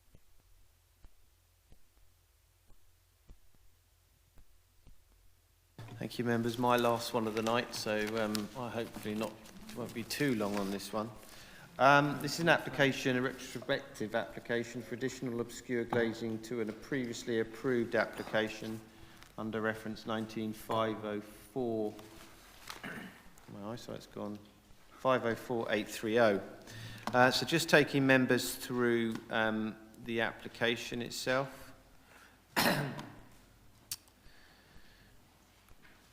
This is the site plan submitted with the application. It's not quite accurate in terms of what's on site, so I've included with you site plan from our own GIS layer in terms of, so this is number 29, and these are the developments back in the Moorlings, effectively, which have been recently constructed on the site. So it's more, and this is number 5, so it goes numbers 1, 2, 3, 4, 5.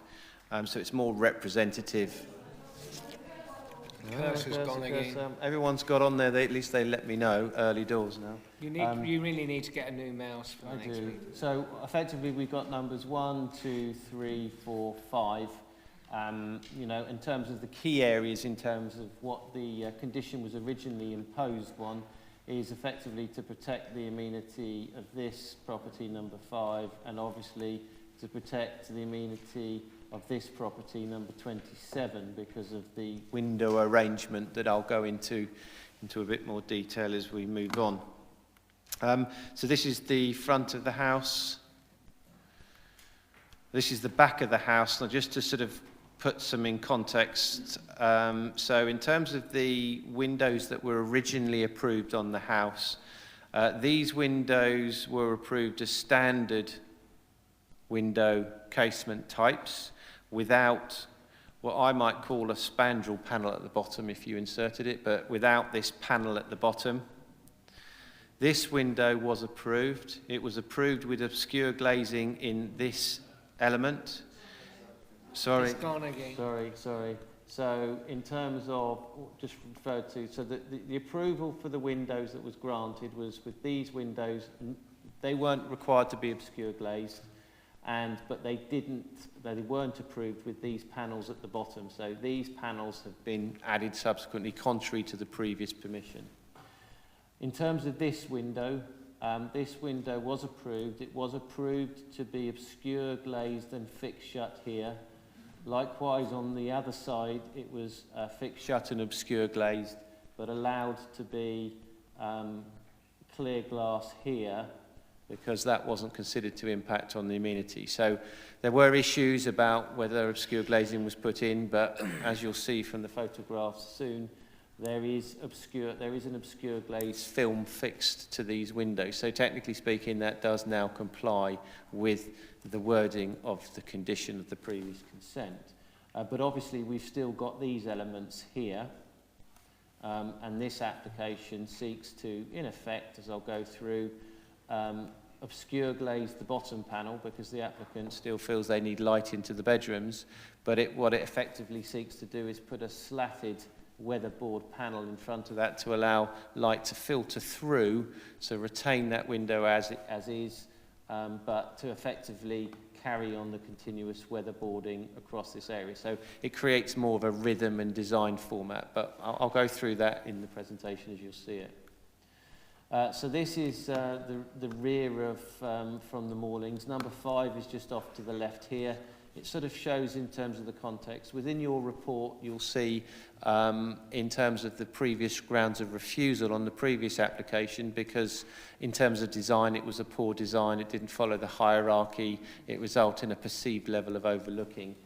So it just gives you a context. As I said, the moorings access road runs up here, number 5, and the rest of the moorings span in a sort of semicircular area around here. So the kind of, if I can call them the offending windows, apologies to the applicant if they're here, but just for the intents and purposes, it's these panels here, and I am going to refer you to this window here because that window was also required to be standard dimension, and it was required to be obscure glazed. Again, there were issues as to whether it was obscure glazed at the time when it was carried out. It wasn't, but it is now, and you'll have the ability of seeing those photographs. That effectively looks across to number 27 in the side garden, and that's why it was obscure glazed originally. So just moving through this is looking from the rear view, the internal window. Effectively, that's number 5 there. Okay, this is through, so the side view from the mooring. So this is, imagine if you're, I'm just going to go back to this plan, it's easier. Imagine if you're standing here, looking back across this window, and there's going to be another photograph showing back across here. So it gives you kind of the perspective of the impact that the potential window issues have. So we're standing here. You've got number 5 over to here, and this shows you this window here, which is one of the windows I'm going to refer to. And then this is looking right, so this is looking to number 27, the landway, which fronts onto the landway. Landway is here, and this is its side window. So if I can refer, that's the window that has the potential to look into these windows here and the side garden, hence that's why it was obscure glazed. The problem with it, it's a lot bigger than it was approved. So now moving within the house, so these are the those windows. You'll see it's obscure glazed. These weren't required to be obscure glazed, but you can see in terms of number 5 here. Again, this is another bedroom window. So these panels, as I said at the bottom, weren't approved. They were just standard windows here, and that would have been block work with a weatherboarding over it from the external. But you can see what the applicant has proposed, so they've obscure glazed these, and I'll show you what they're going to put on the outside of them. This is that side window that I've referred to you. It's that window there that has the potential to look over to number 27. So that window is obscure glazed, fixed shut, non-opening. So technically that now complies, albeit it was meant to be approved on a smaller window. So in terms of amenity, there is no amenity arising from that window anymore. These are just the plans, which shows you the windows that I've just referred to. The key ones are that one there and these two here. That one complies now. So in terms of what this application seeks to propose, effectively obscure glazing these panels at the bottom. And that's what they're proposing to do, is put this kind of slatted weatherboarding across them. effectively, so you can address the previous grounds of refusal, seek to address the previous grounds of refusal on the sort of the hierarchy of the windows and the non-conforming design. So the applicants have gone quite some way to seek to address that particular point, whilst at the same time still retaining that existing window. So the previous grounds are considered to have been addressed in the sense that effectively these panels are obscure glazed internally. They've got the carry through of the weatherboarding externally, so visually in terms of design terms, you know, they seek to address that previous concern. There isn't that degree of overlooking because the windows are secured, and they've got a condition on this permission that seeks to retain those. So I think over and all, this application is sort of the compromise position, but notwithstanding that, when you're looking at what harm is arising now, there isn't the harm arising from this scheme anymore because you've got the obscure glazing in place.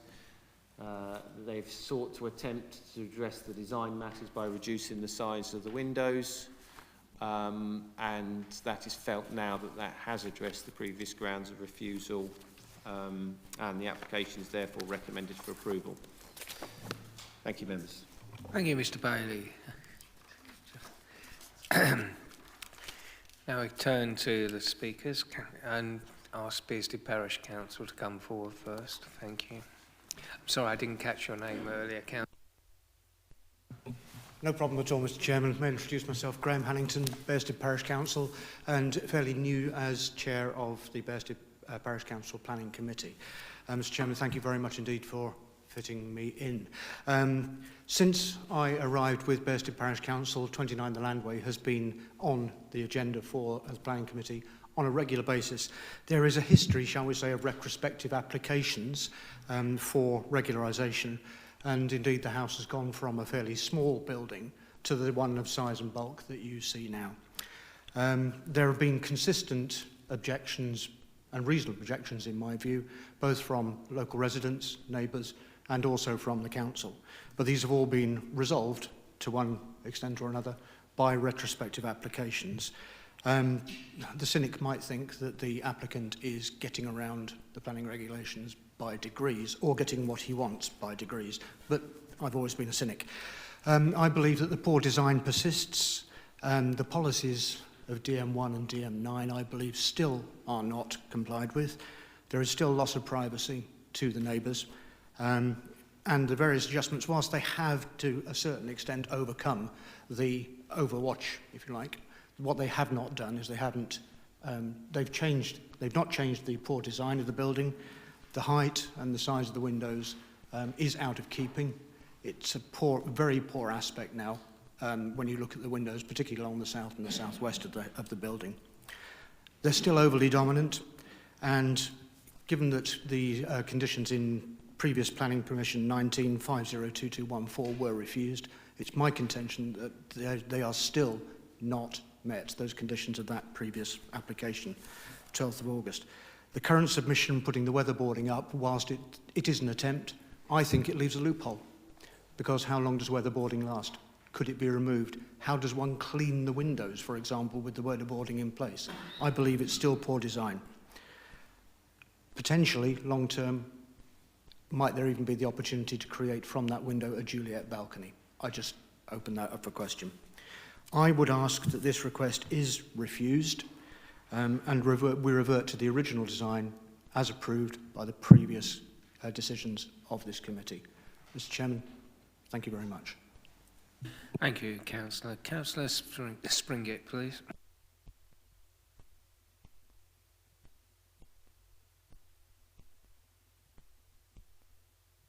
Managed to stay awake. Good evening, members. I'm disappointed to be sitting here yet again, as this application should have been refused.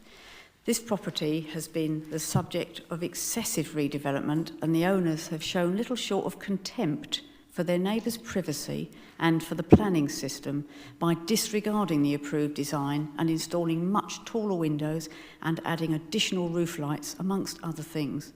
They ignored conditions for obscure glass in places which was required to respect the privacy of adjoining properties. They have submitted numerous retrospective applications in an attempt to get what they want.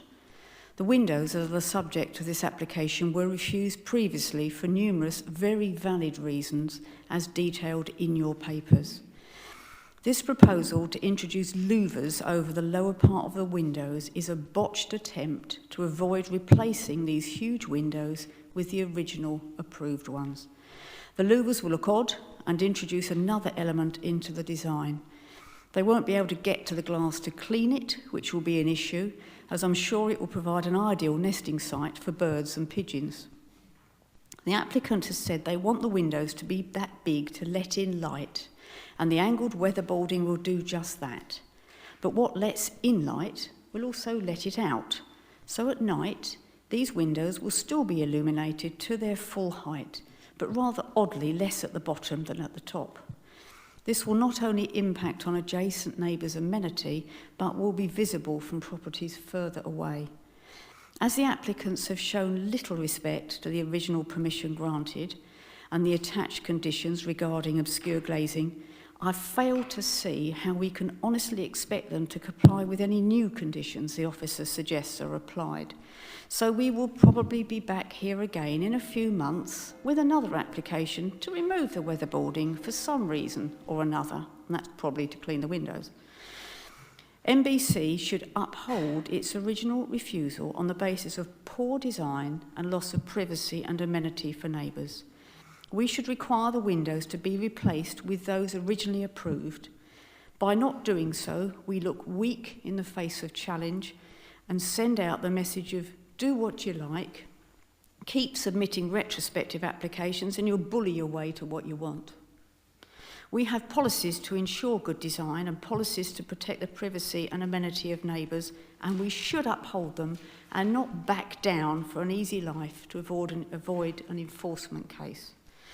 I ask that this application is refused on the basis of poor design, loss of privacy and amenity for neighbours in accordance with policies DM1, parts 2, 4 and 6, and DM9, parts 1 and 3. Planning officer states louvers will tip the balance in favour of the scheme. I'm asking you to tip it back. Thank you, members. Thank you, Councillor Springett. Did I see you indicate, Councillor Eve? Thank you very much, Chairman. I think I'm speaking more than often this evening than usual, but I enjoy the sound of my own voice tonight. But now, I grew up in Bearsted. I grew up around the corner from this property. I spent the best part of my formative years going from Aviemore Gardens through to my friend's house in Ames Avenue. So I know this property well when it was a quaint cottage where there was a nice elderly lady that lived there with about half a dozen golden retrievers that we could see around the back of my friend's garden. That is unrecognisable. When I saw that picture, I can't believe that I'm sitting on a planning committee that actually approved that. That is in contrary to policy DM1 in, well, basically everything that I see. I can't do anything about that. However, I would have to agree exactly what Councillor Springett mentioned about the fact that this retrospective planning application that's come in will still be a poor design. I mean, Councillor Harwood may well appreciate the fact that there will be some nesting areas for local wildlife. However, it's going to cause further problems, and there may well be further applications as has been put forward due to poor design issues that are coming forward. I can't see that that adheres to any of the surrounding buildings. The properties that are next to it, the Morlings, used to be one property owned by Mr. Morling, who was friends with my great-grandfather, and that was a very lovely house, but actually I feel that they have been developed respectfully and in keeping with the local area. That property and the retrospective planning that has been put forward is not in keeping with the area. It's poor design, and I propose that we refuse on the basis that it is in contrary to policy DM1 on those reasons.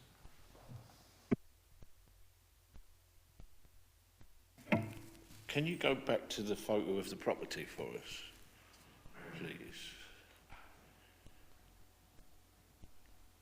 That's it. Yeah. Now, what I'm looking at, I'm sorry, but I can't see poor design. I really can't. To me, that looks all right. I'm sorry. I've probably, yeah.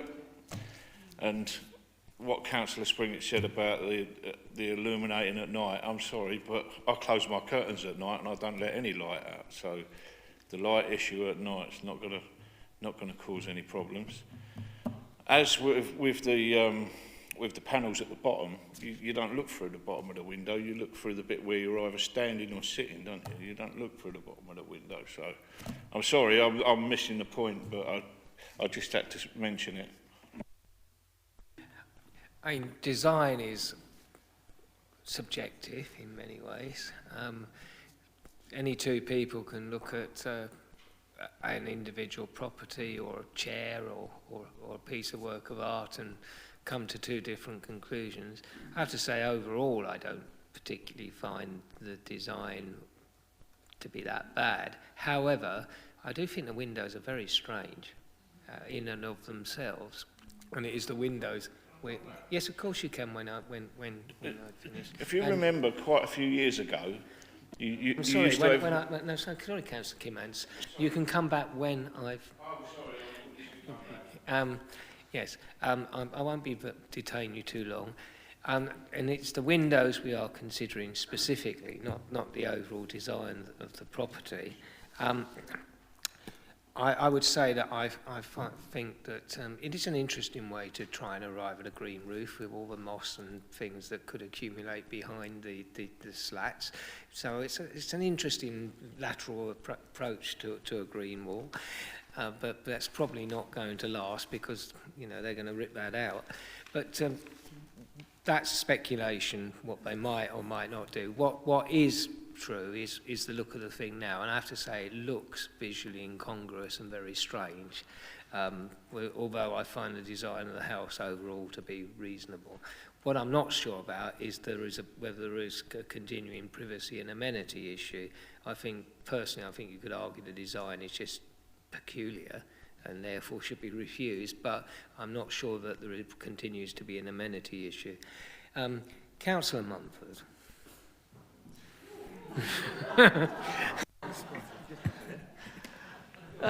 Just a question. The original approved application, would have the main window been lower? Just think about that one. I looked at the, I apologise to the applicant, the bodge, and I find it poor design, so I think we're into DM1. That's not the overall building, because that has already been passed, but I think this addition to it actually contributes to poor design, and I'm just wondering, by not putting the correct windows in there in the first place, have they raised that window? And I would suggest yes. Right, Councillor Kimmans, you can come back. And yeah, then I will take Councillor... All I was going to say was, years ago, if you remember in older houses, you'd have the window above the doors, and it's a light issue, it's to let more light in, and that's what I'm seeing there, is the reason for the larger windows is to let more light into the property. Councillor Wilby. Thank you, Chairman. I believe, Councillor East, were you proposing that as a refusal?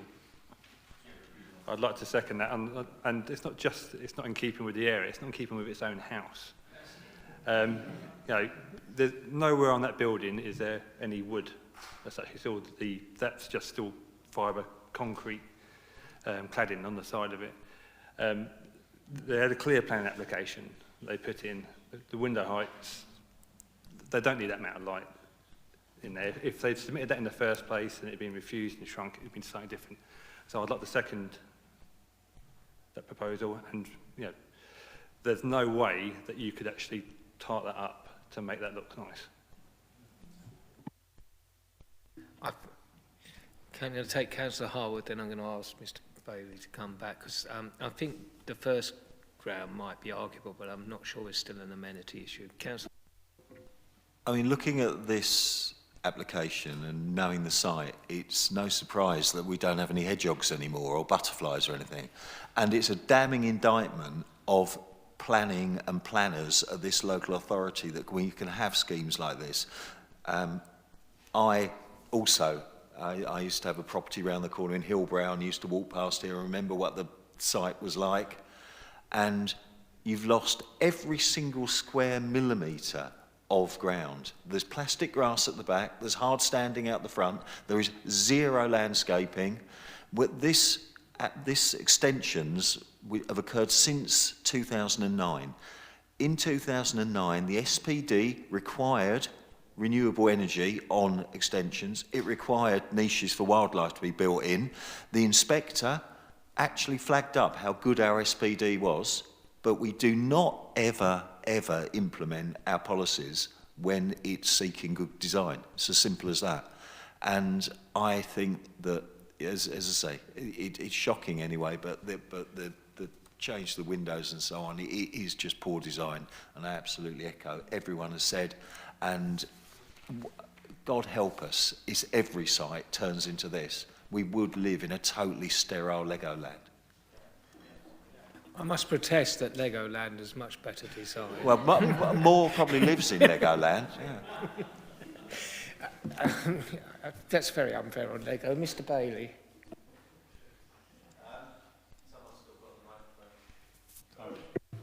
No, they haven't. I can see where members are going on this, so I might as well just see if I can frame a particular ground that just... I would advise against the amenity issue, because you've got clear, obscure glazing, etc., etc. So if members were minded, if I take you to page 43 of your papers, you've got the previous ground of refusal there. So if members were minded, you could say the proposed window enlargements and design amendments to the southwest and northwest elevations have resulted in poor design by failing to reflect the hierarchy of windows, creating a cluttered elevation, overly dominated by glazing, overly dominated by glazing, and the designs put forward, the Louvre designs, would not overcome this. Contrary to the National Policy Framework 2019 policies DM1 and DN9, Maidstone Local Plan 2017 and the guidance contained within the Council's Residential Extension Supplementary Planning document. That may crystallise what you're seeking. I think that sums it up admirably, doesn't it? So, unless anyone has anything to add, I'm going to put that a motion to the vote. Those in favour of refusal on that ground? I think that's almost everyone. Those against? Abstentions. I would point out that design is a subjective issue, so to some degree. Sorry, Councillor Atkinson, did I miss you? In which case I do apologise. No, not really. I was just going to say, what about enforcement? Sorry? What about enforcement? Well, that will hopefully follow in due course. That's the implication. Right, we move on rapidly, or otherwise.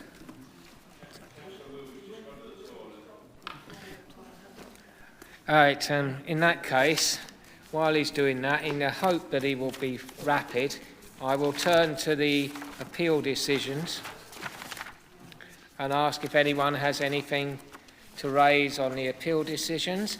I personally would observe that, given the long and complex history and the constant attempts to get planning consent on 51 London Road, it is very pleasing to see that our officers were able to win yet another appeal on this site. So that is very satisfying. Does anyone else have any comments or questions on any appeal decisions on page 330?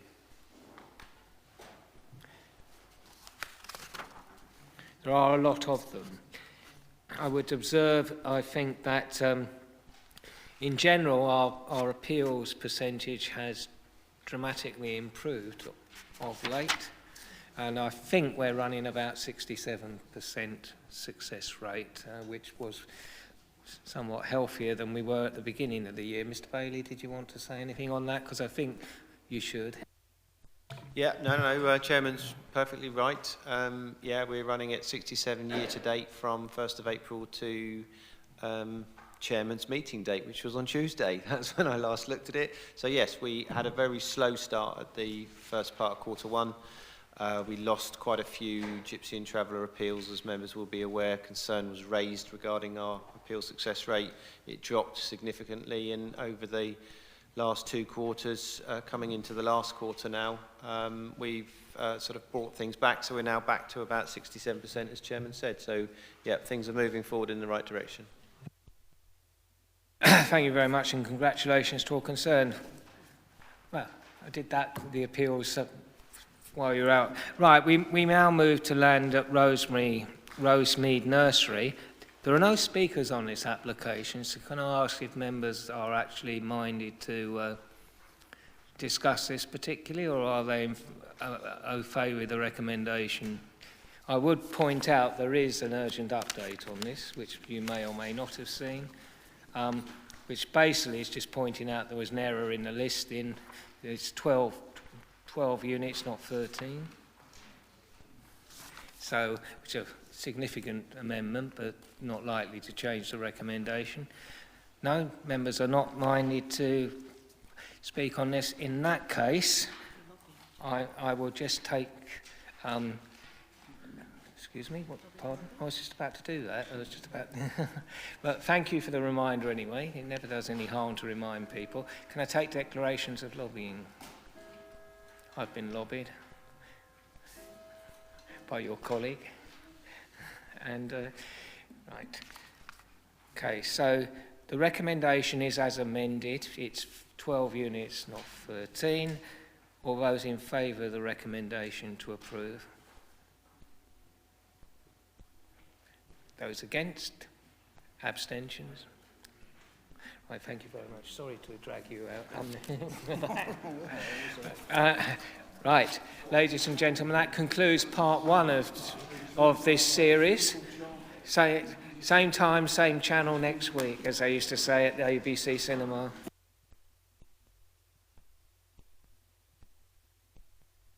Yes, it would help if you kept your papers so we didn't have to reissue any.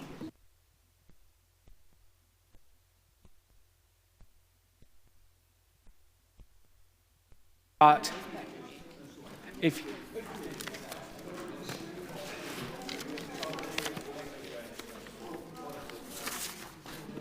Members, could we ask that you return all the yellow papers, please, to the Democratic Services Officer?